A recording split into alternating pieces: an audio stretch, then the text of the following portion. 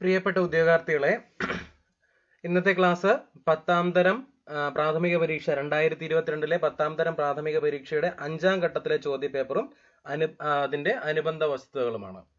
ഒന്നാമത്തെ ചോദ്യത്തിലൂടെ നമുക്ക് കടക്കാം. ഒന്നാമത്തെ ചോദ്യം, താഴെ കൊടുത്തിരിക്കുന്നവയിൽ സാഗർ പരികർമ്മ എന്ന പരിപാടിയുമായി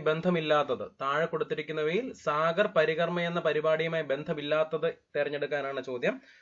ഉത്തരങ്ങൾ നോക്കാം. സ്വച്ഛ് ഭാരത് അഭിയാൻ ആണോ, ആസാദി കാ അമൃത് മഹോത്സവ്, എല്ലാ മത്സ്യത്തൊഴിലാളികളോടും ഐക്യമാണോ, സമുദ്ര ആവാസ വ്യവസ്ഥയുടെ സംരക്ഷണമാണോ എന്നുള്ളതാണ് ചോദ്യം. നമുക്ക് നോക്കാം. ഇതിനകത്ത് സ്വച്ഛ് ഭാരത് അഭിയാൻ എന്ന് പറയുന്നത് സാഗർ പരികർമ്മയുമായിട്ട് ബന്ധം ഇല്ലാത്തതാണ്. അപ്പൊ നമ്മുടെ ഉത്തരം എന്ന് പറയുന്നത് ഏതാണ്? 1 ആണ്. ബാക്കിയെല്ലാം ആസാദി കാ അമൃത് മഹോത്സവവും എല്ലാ മത്സ്യത്തൊഴിലാളികളോടും ഐക്യവും സമുദ്ര ആവാസ വ്യവസ്ഥയുടെ സംരക്ഷണവും ഇതെല്ലാം സാഗർ പരികർമ്മ എന്ന പരിപാടിയുമായിട്ട് ബന്ധമുള്ളതാണ്. അപ്പൊ നമ്മുടെ ഉത്തരം എന്ന് പറയുന്നത് ഏതാണ്? ഓപ്ഷൻ എ മാത്രം, 1 മാത്രം എന്നുള്ളതാണ് ഉത്തരം. ഓക്കെ അല്ലേ? അതില് മനസ്സിലാക്കേണ്ട മറ്റൊരു കാര്യം എന്ന് പറയുന്നത്, സാഗർ പരികർമ്മയുടെ ആദ്യ പാദം ആരംഭിച്ചത് 2022 മാർച്ച് 5 മുതൽ 2022 മാർച്ച് 6 വരെ. 2022 മാർച്ച് 5, 2022 മാർച്ച് 6 ഗുജറാത്തിലെ മാണ്ഡ്വി മുതൽ പോർബന്ദർ വരെയായിരുന്നു സാഗർ പരികർമ്മയുടെ ആദ്യത്തെ പാദം ആരംഭിച്ച സ്ഥലങ്ങൾ. ഗുജറാത്തിലെ മാണ്ഡ്വി മുതൽ പോർബന്ദർ വരെ. ഓക്കെ അല്ലേ? രണ്ടാമത്തെ ചോദ്യമാണ്, താഴെ കൊടുത്തിരിക്കുന്നവയിൽ ഏതാണ് കേരള സഹായഹസ്തം പദ്ധതിയുമായി ബന്ധപ്പെട്ടിരിക്കുന്നത്? ഒന്ന് നോക്കാം. സ്ത്രീകളുടെ സ്വയം സഹായ സംഘങ്ങൾക്ക് പലിശരഹിത വായ്പ നൽകുക അല്ലെ? അപ്പൊ അത് ശരിയാണോ? അത് ശരിയാണ് അല്ലെ? പിന്നെ രണ്ടാമത്തത്, ജോലിയിൽ നിന്ന് ഇടവേള എടുത്ത വനിതകളെ തൊഴിൽ മേഖലയിലേക്ക് തിരികെ എത്തിക്കുക ആണോ? അല്ല. സാമ്പത്തികമായി പിന്നോക്കം നിൽക്കുന്ന വിധവകൾക്ക് സ്വയം തൊഴിൽ ചെയ്യുന്നതിനായി ധനസഹായം നൽകുക ആണോ? അതെ. അപ്പം കേരള സഹായഹസ്തം 2 കാര്യങ്ങളായി. അടുത്തത്, ടൂറിസം മേഖലയിൽ തൊഴിൽ എടുക്കുന്നവർക്ക് യാതൊരു ഈടും ഇല്ലാതെ 10,000 രൂപ വായ്പ നൽകുക ആണോ? അല്ല.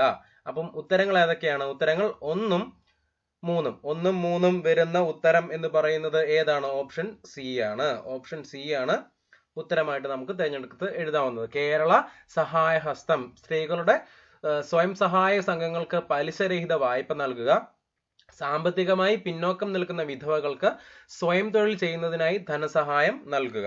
ഓക്കെ അല്ലേ? സഹായഹസ്തം വഴി ഒറ്റത്തവണയായി നൽകുന്ന തുക എന്ന് പറയുന്നത് 30,000 രൂപയാണ്.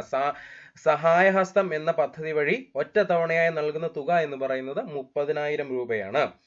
പിന്നെ വിധവകൾ, രോഗബാധിതരായ ഭർത്താക്കന്മാരുള്ള വനിതകൾ എന്നിവർക്കായി കേരള സർക്കാർ ആരംഭിക്കുന്ന സാമ്പത്തിക ധനസഹായ പദ്ധതി ഏതാണെന്ന് ചോദിച്ചാൽ അതിജീവിത എന്ന് പറയുന്ന പദ്ധതിയാണ്. അതിജീവിത പദ്ധതി എന്താണ്? വിധവകൾ, രോഗബാധിതരായ ഭർത്താക്കന്മാരുള്ള വനിതകൾ എന്നിവർക്കായി കേരള സർക്കാർ ആരംഭിക്കുന്ന സാമ്പത്തിക ധനസഹായ പദ്ധതിയാണ് അതിജീവിത പദ്ധതി. ഏതാണ്? അതിജീവിത പദ്ധതി.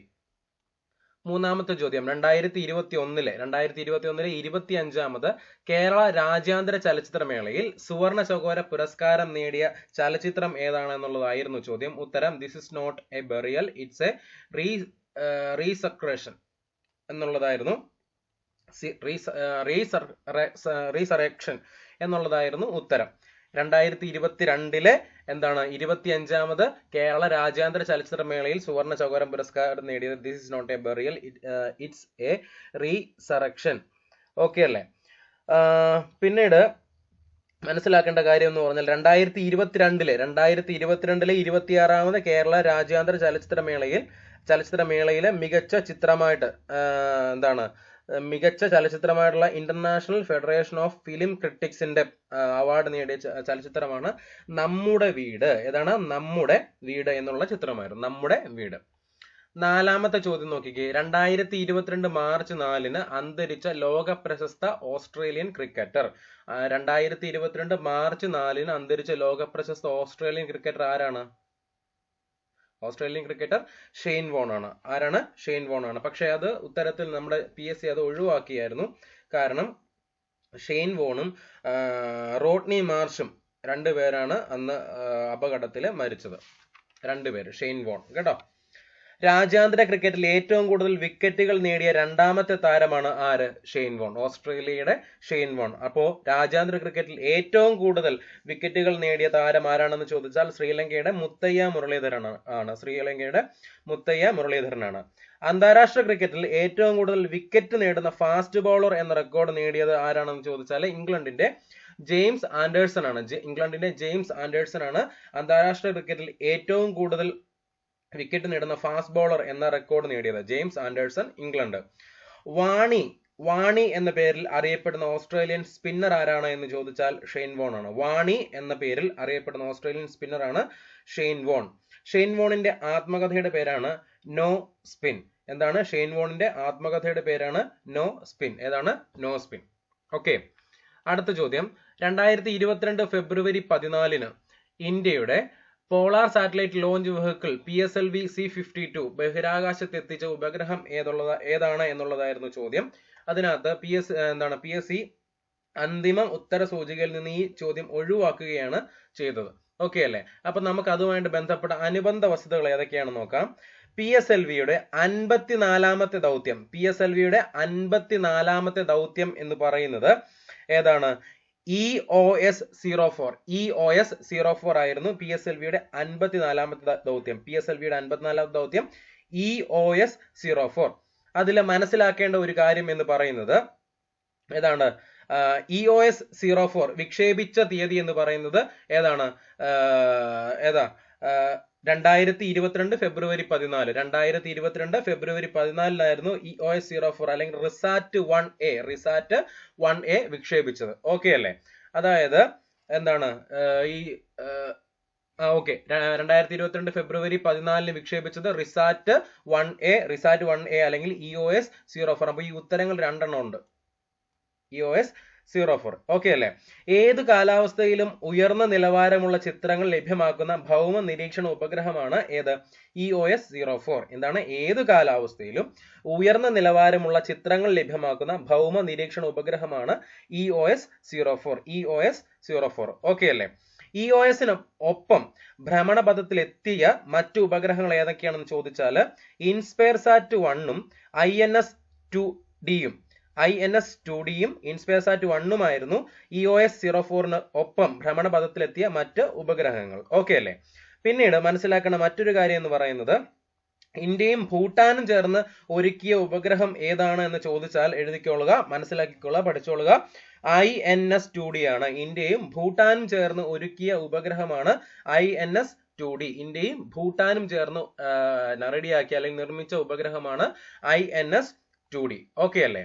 അടുത്ത ചോദ്യം, 6ാമത്തെ ചോദ്യമാണ്. ബുക്കർ പ്രൈസ് സാഹിത്യമൊക്കെയായിട്ട് ബന്ധപ്പെട്ട ചോദ്യമാണ്. ബുക്കർ പ്രൈസിനെ സംബന്ധിച്ച് താഴെ തന്നിരിക്കുന്നവയിൽ ശരിയല്ലാത്ത പ്രസ്താവന ഏതാണെന്നുള്ളതാണ് ചോദ്യം. ഉത്തരം എന്താണ്? ഉത്തരം നമുക്ക് നോക്കാം. ഒന്നാമത്തെ ഓപ്ഷൻ എന്ന് പറയുന്നത് 2021 ബുക്കർ പ്രൈസിന്റെ ജേതാവ് ആരാണ്? ഡാമൻ ഗാൾഗട്ട് ആണ്. ശരിയാണ്. 2020 ബുക്കർ പ്രൈസിന്റെ ജേതാവ് ഡഗ്ലസ് സ്റ്റുവർട്ട് ആണ്. ശരിയാണ്. പിന്നെ 2021 ബുക്കർ പ്രൈസ് പുരസ്കാരത്തിന് അർഹമായ കൃതിയാണ് ദി പ്രോമിസ്. ശരിയാണ്. എന്നാൽ 2020 ബുക്കർ പ്രൈസ് പുരസ്കാരത്തിന് അർഹമായ കൃതിയാണ് ദി ഡിസ്കംഫോർട്ട് ഓഫ് ഈവനിങ് എന്നുള്ളത് തെറ്റാണ്. അപ്പൊ നമ്മുടെ ഉത്തരം ഏതാണ്? ഉത്തരം 4 മാത്രം വരുന്നത്. അപ്പൊ 4 മാത്രം വരുന്നത് ഏതാണ്? ഓപ്ഷൻ എ ആണ്. ഓപ്ഷൻ എ ആണ്. ഓക്കെ അല്ലേ? 2021 മാൻ ബുക്കർ പുരസ്കാരം ലഭിച്ചത് ഡാമൻ ഗാൾഗട്ടിനാണെന്ന് നമ്മൾ പറഞ്ഞു. ഡാമൻ ഗാൾഗട്ടിനാണെന്ന് പറഞ്ഞു. കൃതി ദി പ്രോമിസ്. ഏതാണ്? ഡാമൻ ഗാൾഗട്ടിന് ലഭിച്ച കൃതി ഏതാണെന്ന് ചോദിച്ചാൽ, അല്ലെങ്കിൽ അദ്ദേഹത്തിന്റെ രചന എന്ന് പറയുന്നത് ഏതാണ്? ദി പ്രോമിസ് എന്നുള്ളതായിരുന്നു അദ്ദേഹത്തിന്റെ രചന. ഏതാണ്? ദ പ്രോമിസ് എന്നുള്ളതായിരുന്നു രചന. ഓക്കെ അല്ലേ? അടുത്ത ചോദ്യം, 7ാമത്തെ ചോദ്യം. ആരുടെ ജന്മശതാബ്ദിയുടെ സ്മരണാർത്ഥമാണ് ഇന്ത്യൻ ധനമന്ത്രാലയം 100 രൂപ നാണയം പുറത്തിറക്കിയത്? എന്താണ്? ആരുടെ ജന്മശതാബ്ദിയുടെ സ്മരണാർത്ഥമാണ് ഇന്ത്യൻ ധനമന്ത്രാലയം 100 രൂപ നാണയം പുറത്തിറക്കിയത് എന്ന് ചോദിച്ചാൽ ഉത്തരം ആർക്ക് സ്മരണാർത്ഥമാ? വിജയരാജ്യ സിന്ധ്യ. അത് അല്ലെ? ഗ്വാളിയോറിലെ രാജമാത എന്നറിയപ്പെടുന്നത് ആരാണ്? വിജയരാജ്യ സിന്ധ്യയാണ്. ഗ്വാളിയോറിലെ രാജമാത എന്നറിയപ്പെടുന്നത് വിജയരാജ സിന്ധ്യയാണ്. പിന്നെ മനസ്സിലാക്കേണ്ട മറ്റൊരു കാര്യം എന്താ, ഇന്ത്യയിൽ ആദ്യമായി 400 രൂപ നാണയം പുറത്തിറക്കിയത്, ഇന്ത്യയിൽ ആദ്യമായി 400 രൂപ നാണയം പുറത്തിറക്കിയത് 9ാമത്തെ സിഖ് ഗുരുവായ തേജ് ബഹദൂറിന്റെ 400ാം ജന്മദിനത്തോടനുബന്ധിച്ചായിരുന്നു. ഇന്ത്യയിൽ ആദ്യമായിട്ട് 400 രൂപ നാണയം പുറത്തിറക്കിയത് 9ാമത്തെ സിഖ് ഗുരു തേജ് ബഹദൂറിന്റെ 400ാം ജന്മദിനത്തോടായിരുന്നു എന്നുള്ള കാര്യം ഒന്ന് ഓർത്തിരിക്കുക. ഓക്കെ അല്ലേ? 8ാമത്തെ ചോദ്യമാണ്, 2023 ഏത് അന്താരാഷ്ട്ര വർഷമായാണ് UN പ്രഖ്യാപിച്ചത് എന്ന് ചോദിച്ചാൽ ഉത്തരം ഏതാ? നമുക്കറിയാം ഏതാ? മില്ലറ്റ് വർഷമാണ് അല്ലെ? മില്ലറ്റ് വർഷമാണ് 2023 എന്നുള്ള കാര്യം നമുക്കറിയാം. അപ്പൊ ഉത്തരം അന്താരാഷ്ട്ര മില്ലറ്റ് വർഷം 2023. അന്താരാഷ്ട്ര മണ്ണ് വർഷം എന്ന് പറയുന്നത് എത്രയാണ് എന്നാണ്? 2015. അന്താരാഷ്ട്ര മണ്ണ് വർഷം 2015ഉം അന്താരാഷ്ട്ര പയറുവർഗ വർഷം 2016. പയറ് 16 അങ്ങനെ പഠിക്കാം അല്ലെ? 2016 അന്താരാഷ്ട്ര പയറുവർഗ വർഷം. അന്താരാഷ്ട്ര സസ്യാരോഗ്യ വർഷം എന്ന് പറയുന്നത് 2020 ആണ്. ശാന്തിയുടെയും പ്രത്യാശയുടെയും അന്താരാഷ്ട്ര വർഷമാണ് 2021. ശാന്തിയുടെയും പ്രത്യാശയുടെയും അന്താരാഷ്ട്ര വർഷം 2021. അന്താരാഷ്ട്ര കരകൗശല മത്സ്യജല കൃഷി വർഷം എന്ന് പറയുന്നത് 2022. അന്താരാഷ്ട്ര ഗ്ലാസ് വർഷമാണ് 2022. അന്താരാഷ്ട്ര ഗ്ലാസ് വർഷം 2022. അന്താരാഷ്ട്ര സുസ്ഥിര പർവ്വത വികസനത്തിന്റെ വർഷം എന്ന് പറയുന്നതും 2022 ആണ്. അന്താരാഷ്ട്ര ഒട്ടക വർഷം 2024. അന്താരാഷ്ട്ര ഒട്ടക വർഷം 2024. അന്താരാഷ്ട്ര ഒട്ടക വർഷം 2024. 9ാമത്തെ ചോദ്യമാണ്, 15ാം കേരള നിയമസഭയിലെ ഏറ്റവും പ്രായം കൂടിയ അംഗം. 15ാം കേരള നിയമസഭയിലെ ഏറ്റവും പ്രായം കൂടിയ അംഗം ആരാണ്? PJ ജോസഫ് ആണ്. ആരാണ്? PJ ജോസഫ് ആണ്. 15ാം നിയമസഭയിലെ ഏറ്റവും പ്രായം കുറഞ്ഞ വ്യക്തി ആരാണെന്ന് ചോദിച്ചാൽ സച്ചിൻ ദേവ് ആണ്. ആരാണ്? സച്ചിൻ ദേവ് ആണ്. ഓക്കെ. കേരള നിയമസഭയുടെ എസ്റ്റിമേറ്റ് കമ്മിറ്റിയുടെ ചെയർപേഴ്സൺ ആരാണെന്ന് ചോദിച്ചാൽ KK ശൈലജയായിരുന്നു. കേരള നിയമസഭ എസ്റ്റിമേറ്റ് കമ്മിറ്റിയുടെ ചെയർപേഴ്സൺ 15ാം കേരള നിയമസഭയുടെയാണ്. 15ാം നിയമസഭയിലെ വനിതാ MLA-മാരുടെ എണ്ണം എന്ന് പറയുന്നത് 12 ആണ്. എന്നാണ് 12 ആണ്. 2022 ഉപതെരഞ്ഞെടുപ്പിലൂടെ കേരള നിയമസഭയിലെത്തിയ വനിതാ MLA ആരാണെന്ന് ചോദിച്ചാൽ തൃക്കാക്കരയിൽ നിന്നും ഉമാ തോമസ് ആണ്. 2022 ഉപതെരഞ്ഞെടുപ്പിലൂടെ കേരള നിയമസഭയിലെത്തിയ വനിതാ MLA തൃക്കാക്കരയിൽ നിന്നും ഉമാ തോമസ്. ആരാണ്? ഉമാ തോമസ് ആണ്. ഓക്കെ. 10ാമത്തെ ചോദ്യമാണ്, കേരളത്തിൽ ആദ്യമായി കൊറോണ സാർസ് വൈറസ് സ്ഥിരീകരിച്ച ജില്ല ഏതാണെന്ന് ചോദിച്ചാൽ അറിയാം നമുക്ക്. ഉത്തരം ഏതാണ്? തൃശ്ശൂരാണ്. ഏതാണ്? കേരളത്തിൽ ആദ്യമായി കൊറോണ സാർസ് വൈറസ് സ്ഥിരീകരിച്ച ജില്ല ഏതാണ്? തൃശ്ശൂർ ജില്ലയാണ്. ഏതാണ്? തൃശ്ശൂർ ജില്ല. ഇന്ത്യയിലെ ആദ്യ മങ്കി പോക്സ് അല്ലെങ്കിൽ വാനര വസൂരി മരണം റിപ്പോർട്ട് ചെയ്തതും തൃശ്ശൂർ ജില്ലയിലാണ് 2022. ഏതാണ്? 2022. കേരളത്തിൽ ആദ്യമായി ആഫ്രിക്കൻ പന്നിപ്പനി സ്ഥിരീകരിച്ചത് എവിടെയാണെന്ന് ചോദിച്ചാൽ അതും 2022 വയനാട്. എവിടെയാണ്? കേരളത്തിൽ ആദ്യമായി ആഫ്രിക്കൻ പന്നിപ്പനി സ്ഥിരീകരിച്ചത് വയനാട് ജില്ലയിലാണ് എന്നുള്ള കാര്യം ഒന്ന് ഓർത്തു വെക്കുക, പഠിച്ചു വെക്കുക. 11ാമത്തെ ചോദ്യം, വരണ്ട ഉഷ്ണക്കാറ്റായ ലൂ അനുഭവപ്പെടുന്ന ഋതു ഏതാണെന്ന് ചോദിച്ചാൽ ഏത് കാലത്താണ് ലൂ അനുഭവപ്പെടുന്നത്? ഏതാണ്? ഉഷ്ണകാലം. ഏതാണ്? ഉഷ്ണകാലത്താണ് വരണ്ട ഉഷ്ണക്കാറ്റായ ലൂ അനുഭവപ്പെടുന്നത്. ഉഷ്ണകാലത്ത് ലൂ അനുഭവപ്പെടുന്നു അല്ലെ? പ്രാദേശിക വാദങ്ങളായ കാൽബൈശാഖി, മാംഗോഷവർ എന്നിവ വീശുന്ന സീസൺ ഏതാണെന്ന് ചോദിച്ചാലും ഉഷ്ണകാലമാണ്. പ്രാദേശിക വാദങ്ങളായ കാൽബൈശാഖി, മാംഗോഷവർ എന്നിവ വീശുന്ന സീസൺ ഏതാണ്? ഉഷ്ണകാലമാണ്. ഏതാണ്? ഉഷ്ണകാലമാണ്. ശൈത്യകാലത്ത് ലഭിക്കുന്ന മഴയെ തദ്ദേശീയമായി അറിയപ്പെടുന്ന പേരാണ് മഹാവത്ത്. ശൈത്യകാലത്ത് ലഭിക്കുന്ന മഴയെ തദ്ദേശീയമായി അറിയപ്പെടുന്നത് മഹാവത്ത് എന്നാണ് വിളിക്കപ്പെടുന്നത്. ഏതാണ്? മഹാവത്ത്. ഓക്കെ അല്ലെ? നമുക്കറിയാം ഉയർന്ന താപനിലയും കൂടിയ അന്തരീക്ഷ ആർദ്രതയും അനുഭവപ്പെടുന്ന പ്രതിഭാസമാണ് ഏത്? ഒക്ടോബർ ഹീറ്റ് എന്നറിയപ്പെടുന്നു. ഏതാണ്? ഒക്ടോബർ ഹീറ്റ് എന്നാണ് അറിയപ്പെടുന്നത്. ഓക്കെ അല്ലേ? 12ാമത്തെ ചോദ്യമാണ്, ദേശീയ ജലപാത 1 നാഷണൽ വാട്ടർവേസ് 1 ഏതൊക്കെ സ്ഥലങ്ങളെ ബന്ധിപ്പിക്കുന്നു എന്ന് ചോദിച്ചാൽ നമുക്കറിയാം. Option A Haldia, Allahabad. ഹാൽഡിയ, അലഹബാദിനെ തമ്മിൽ ബന്ധിപ്പിക്കുന്നതാണ് ദേശീയ ജലപാത 1 NW1. ഓക്കെ. നാഷണൽ വാട്ടർവേ 1 നിലവിൽ വന്ന വർഷം 1986 ആണ്. നാഷണൽ വാട്ടർവേ 1 നിലവിൽ വന്ന വർഷം 1986 ആണ്. ഓക്കെ അല്ലെ? നാഷണൽ വാട്ടർവേ 3 ബന്ധിപ്പിക്കുന്ന സ്ഥലങ്ങൾ ഏതൊക്കെയാണെന്ന് ചോദിച്ചാൽ നമുക്കറിയാം. ഏതാ? കൊല്ലം, കോഴിക്കോട് അല്ലെങ്കിൽ കൊല്ലം കോട്ടപ്പുറം. കൊല്ലം കോട്ടപ്പുറമാണ് NW3 നാഷണൽ വാട്ടർവേസ് 365 കിലോമീറ്റർ ആണ് നാഷണൽ വാട്ടർവേസ് 3 കൊല്ലം കോഴിക്കോട് അല്ലെ. നാഷണൽ വാട്ടർവേസ് 6 ഏതാണ്? എവിടെ മുതൽ എവിടെ വരെയാ? ലക്കിപ്പൂര് മുതൽ ഭാംഗ വരെയാണ്. ലക്കിപ്പൂര് മുതൽ ഭാംഗ വരെയുള്ള നാഷണൽ വാട്ടർവേസ് 6 ഉൾപ്പെടുത്തിയിട്ടുള്ള നദി ഏതാണെന്ന് ചോദിച്ചാൽ ബാരക്ക് നദിയാണ്. ഏതാണ്? ബാരക്ക് നദിയാണ്. ഓക്കെ അല്ലേ? 13 ഉപദ്വീപീയ ഇന്ത്യയിൽ കൂടുതൽ കാണപ്പെടുന്ന നൈസർഗിക സസ്യജാലം ഏതാണ്? ഉപദ്വീപീയ ഇന്ത്യയിൽ കൂടുതൽ കാണപ്പെടുന്ന നൈസർഗിക സസ്യജാലം ഏതാണ് എന്ന് ചോദിച്ചാൽ ഏതാണ്? ഇലപൊഴിയും കാടുകൾ. ഏതാണ്? ഇലപൊഴിയും കാടുകളാണ്. ഓക്കെ. മൺസൂൺ വനങ്ങൾ എന്നറിയപ്പെടുന്ന വനങ്ങൾ ഏതാണെന്ന് ചോദിച്ചാൽ ഉഷ്ണമേഖല ഇലപൊഴിയും കാടുകൾ. ഏതാണ്? ഉഷ്ണമേഖല ഇലപൊഴിയും കാടുകളാണ് മൺസൂൺ വനങ്ങൾ എന്നും അറിയപ്പെടുന്നത്. ഓക്കെ അല്ലേ? 100 മുതൽ 200 സെന്റിമീറ്റർ വരെ മഴ ലഭിക്കുന്ന പ്രദേശങ്ങളിൽ കാണപ്പെടുന്ന വനങ്ങളാണ് ഇലപൊഴിയും വനങ്ങൾ. 100 മുതൽ 200 സെന്റിമീറ്റർ വരെ മഴ ലഭിക്കുന്ന പ്രദേശങ്ങളിൽ കാണപ്പെടുന്ന വനങ്ങളാണ് ഇലപൊഴിയും വനങ്ങൾ എന്ന് അറിയപ്പെടുന്നത്. ഓക്കെ അല്ലേ? അടുത്ത ചോദ്യം നോക്കാം. 14 തന്നിരിക്കുന്ന പ്രസ്താവനകളിൽ ഹിമാലയത്തെ സംബന്ധിക്കുന്നത് ഏതാണ്? തെറ്റായത് ഏതാണെന്നുള്ളതാണ് ചോദ്യം. ഏതാണ്? തന്നിരിക്കുന്ന പ്രസ്താവനകളിൽ ഹിമാലയത്തെ സംബന്ധിച്ച് എന്താണ് തെറ്റായിട്ടുള്ളത് ഏതാണെന്നുള്ളതാണ് ചോദ്യം. അപ്പൊ നമുക്ക് നോക്കാം. താഴെ തന്നിരിക്കുന്ന പ്രസ്താവനകളിൽ ഹിമാലയത്തെ സംബന്ധിച്ച് തെറ്റായിട്ടുള്ളത് ഏതാണ്? തെറ്റായിട്ടുള്ളത് ഉത്തരം ഏതാ? പരുത്തി കൃഷി ചെയ്യുന്ന മേഖലയാണ്. പരുത്തി കൃഷി ചെയ്യുന്ന മേഖല അല്ല. ഏതാണ്? ഹിമാലയം എന്ന് പറയുന്ന ഹിമാലയ ഭാഗത്ത് എന്താണ്? പരുത്തി കൃഷി ചെയ്യുന്നതല്ല അല്ലെ. അപ്പൊ നമുക്ക് ഏതാ? തേയില കൃഷി ചെയ്യുന്ന മേഖലയാണ്. പിന്നെ കുങ്കുമപ്പൂവ്, ഉരുളക്കിഴങ്ങ്, ബാർലി എന്നിവ കൃഷി ചെയ്യുന്ന മേഖലയാണ്. ഓറഞ്ച്, ആപ്പിൾ തുടങ്ങിയ ഫലവർഗ്ഗങ്ങൾ കൃഷി ചെയ്യാറുണ്ട് അല്ലെ. അപ്പം ഇതെല്ലാം ഈ മൂന്നും ഹിമാലയത്തെ സംബന്ധിച്ച് എന്താണ്? ശരിയായിട്ടുള്ളതാണ്. എന്നാൽ പരുത്തി കൃഷി എന്ന് പറയുന്നത് എന്താണ്? പരുത്തി കൃഷി ചെയ്യുന്ന മേഖലയാണ് എന്ന് പറയുന്നത് ഹിമാലയത്തെ സംബന്ധിച്ചിട്ട് എന്താണ്? തെറ്റായ കാര്യമാണ് എന്നുള്ള കാര്യം ഓർത്തു വെക്കുക. ഓക്കെ അല്ലേ? അതിനകത്ത് വേറൊരു കാര്യം പറഞ്ഞുതരാം. കുങ്കുമപ്പൂവ് കൃഷിക്ക് അനുയോജ്യമായ മണ്ണ് ഏതാണ് എന്ന് ചോദിച്ചാൽ കരേവ എന്ന് പറയുന്ന മണ്ണാണ്. ഏതാണ്? കുങ്കുമപ്പൂവ് കൃഷിക്ക് അനുയോജ്യമായ മണ്ണാണ് കരേവ മണ്ണ്. കരേവ.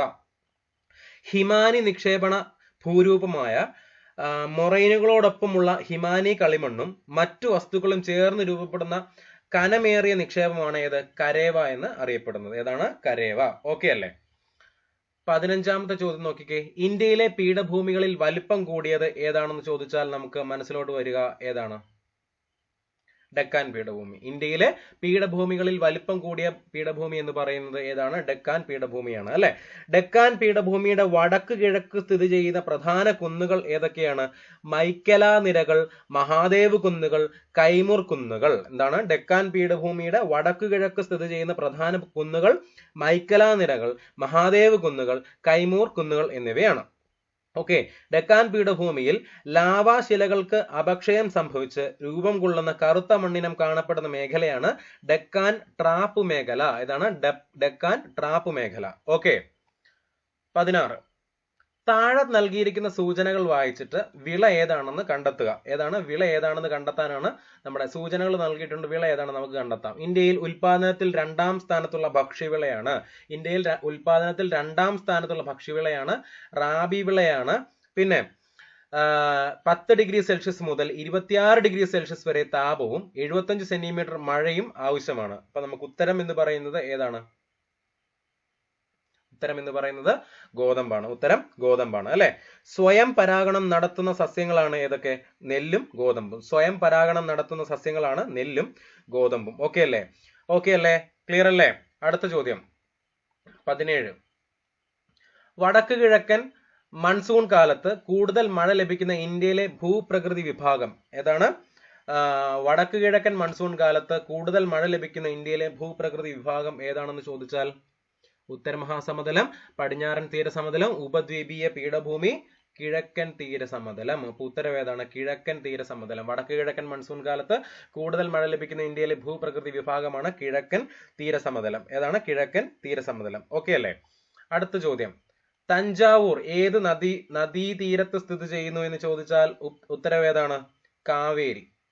തഞ്ചാവൂർ സ്ഥിതി ചെയ്യുന്നത് കാവേരി നദിയുടെ തീരത്താണ് അല്ലെ. കർണാടകയിൽ ഉപാസന എന്നറിയപ്പെടുന്ന നദിയാണ് കാവേരി. കർണാടകയിൽ ഉപാസന എന്നറിയപ്പെടുന്ന നദിയാണ് കാവേരി. കർണാടകയിൽ ഉപാസന എന്നറിയപ്പെടുന്ന നദിയാണ് കാവേരി അല്ലെ. സാത്തനാരുടെ മണിമേഖല എന്ന സംഘകൃതിയിൽ പരാമർശിക്കപ്പെടുന്ന നദിയാണ് ഏത്? കാവേരി. സാത്തനാരുടെ മണിമേഖലയില് എന്ന സംഘകൃതിയിൽ പരാമർശിക്കപ്പെടുന്ന നദിയാണ് ഏത്? കാവേരി. കാവേരി കാവേരി അപ്പൊ തഞ്ചാവൂര് കാവേരി നദിയുടെ തീരത്താണ് സ്ഥിതി ചെയ്യുന്നത് എന്നുള്ള കാര്യം മനസ്സിലാക്കുക അല്ലെ. പിന്നെ ഗോദാവരി നദിയിൽ സ്ഥിതി ചെയ്യുന്ന പ്രധാന ഡെൽറ്റ ഏതാണെന്ന് ചോദിച്ചാൽ ഏതാ? കൊറിങ്ക എന്ന് പറയുന്ന ഡെൽറ്റ പ്രദേശമാണ്. ഗോദാവരി നദിയിൽ സ്ഥിതി ചെയ്യുന്ന പ്രധാന ഡെൽറ്റ പ്രദേശമാണ് കൊറിങ്ക. അതെവിടെയാണ്? ആന്ധ്രാപ്രദേശാണ് അല്ലെ. 12 വർഷത്തിലൊരിക്കൽ ഗോദാവരിയുടെ തീരത്ത് നടക്കുന്ന ഒരു ആഘോഷമുണ്ട്. ആ ആഘോഷത്തിന്റെ പേരാണ് പുഷ്കാരം. ഏതാണ്? പുഷ്കാരം. 12 വർഷത്തിലൊരിക്കൽ ഗോദാവരിയുടെ തീരത്ത് നടക്കുന്ന ആഘോഷമാണ് ഏത്? പുഷ്കാരം എന്ന് പറയുന്ന ഒരു ചടങ്ങ്. എന്താണ്? പുഷ്കാരം. ഓക്കെ അല്ലേ. 19 ലിപുലേഖ് ചുരം. ലിപുലേഖ് ചുരം ബന്ധിപ്പിക്കുന്നത് ഏതൊക്കെ പ്രദേശങ്ങളെയാണെന്ന് ചോദിച്ചാൽ ഉത്തരവേദ? ഉത്തരാഖണ്ഡ്, ടിബറ്റ്. ഉത്തരാഖണ്ഡ് ടിബറ്റിനെ തമ്മിൽ ബന്ധിപ്പിക്കുന്നതാണ് ഏത്? ലിപുലേഖ് ചുരം. ലിപുലേഖ് ചുരം ഉത്തരാഖണ്ഡ്, ടിബറ്റ്. ഓക്കെ അല്ലെ. ഷിപ്കില ചുരം ബന്ധിപ്പിക്കുന്നത് ഹിമാചൽ പ്രദേശിനെയും ടിബറ്റിനെയുമാണ്. ഏതാണ്? ഷിപ്കില ചുരം ബന്ധിപ്പിക്കുന്നത് ഹിമാചൽ പ്രദേശിനെയും ടിബറ്റിനെയും. സോജില ചുരമാണെങ്കിൽ ശ്രീനഗർ കാർഗിൽ സോജില ചുരം അല്ലെ. ദിഹാങ് ചുരം എന്ന് പറയുന്നത് അരുണാചൽ പ്രദേശിനെയും മാൻഡലയും തമ്മിൽ ബന്ധിപ്പിക്കുന്നതാണ് ദിഹാങ് ചുരം. ഏതാണ്? ദിഹാങ് ചുരം. ഓക്കെ അല്ലേ. ഏതാണ്? ഹിമാചൽ പ്രദേശിനെയും ടിബറ്റിനെയും തമ്മിൽ ബന്ധിപ്പിക്കുന്നത് ഷിപ്കില ചുരം, ശ്രീനഗർ കാർഗിൽ സോജില ചുരം, അരുണാചൽ പ്രദേശ് മാൻഡലയും ഏതാണ്? ദിഹാങ് ചുരം. ഏതാണ്? ദിഹാങ് ചുരം. ഓക്കെ, മനസ്സിലാക്കുക. 20ാമത്തെ ചോദ്യം നോക്കിക്കേ. ചുവടെ തന്നിരിക്കുന്ന നദികളിൽ അറബിക്കടലിൽ പതിക്കുന്നത് ഏതൊക്കെയാണ് എന്ന് ചോദിച്ചാൽ നമുക്ക് നോക്കാം. 20ാമത്തെ ചോദ്യമാണ്. ചുവടെ തന്നിരിക്കുന്ന നദികളിൽ അറബിക്കടലിൽ പതിക്കുന്നത് ഏതൊക്കെയാ? സിന്ധു അറബിക്കടലിലോട്ടാണ് വരുന്നത്. മഹാനദി അവിടെ നിൽക്കട്ടെ. നർമ്മദ എങ്ങോട്ടാ? അറബിക്കടലിലോട്ടാണ് വരുന്നത്. പിന്നെ പെരിയാറും എങ്ങോട്ട് തന്നെയാണ് വരുന്നത്? അറബിക്കടലിലോട്ടാണ് പതിക്കുന്നത്. അപ്പൊ നമുക്ക് ഏതാണ് ഇല്ലാത്തത്? രണ്ടാമത്തെയാണ് ഇല്ലാത്തത്. അപ്പം 1, 3, 4 വരുന്നത്. 1, 3, 4 വരുന്ന ഏതാണ്? ഓപ്ഷൻ ബി ആണ് അല്ലെ. മഹാനദി എങ്ങോട്ടാ? അറബിക്കടലിലല്ല പതിക്കുന്നത് അല്ലെ. അപ്പം സിന്ധുവും നർമ്മദയും പെരിയാറും അറബിക്കടലിൽ പതിക്കുന്നത് കൊണ്ട് സിന്ധു, നർമ്മദ, പെരിയാറാണ് നമ്മുടെ ഉത്തരം. 1, 3, 4 എന്നിവയാണ് ഉത്തരം അല്ലെ. മഹാനദി ബംഗാൾ ഉൾക്കടലിൽ പതിക്കുന്നത് എവിടെ വെച്ചാ? ഒഡീഷയിലെ കട്ടക്കിൽ വെച്ചാ. മഹാനദി ബംഗാൾ ഉൾക്കടലിലോട്ടാണ് പതിക്കുന്നത് നമ്മൾ പറഞ്ഞു. ഒഡീഷയിലാണ് കട്ടക്കിൽ അല്ലെ.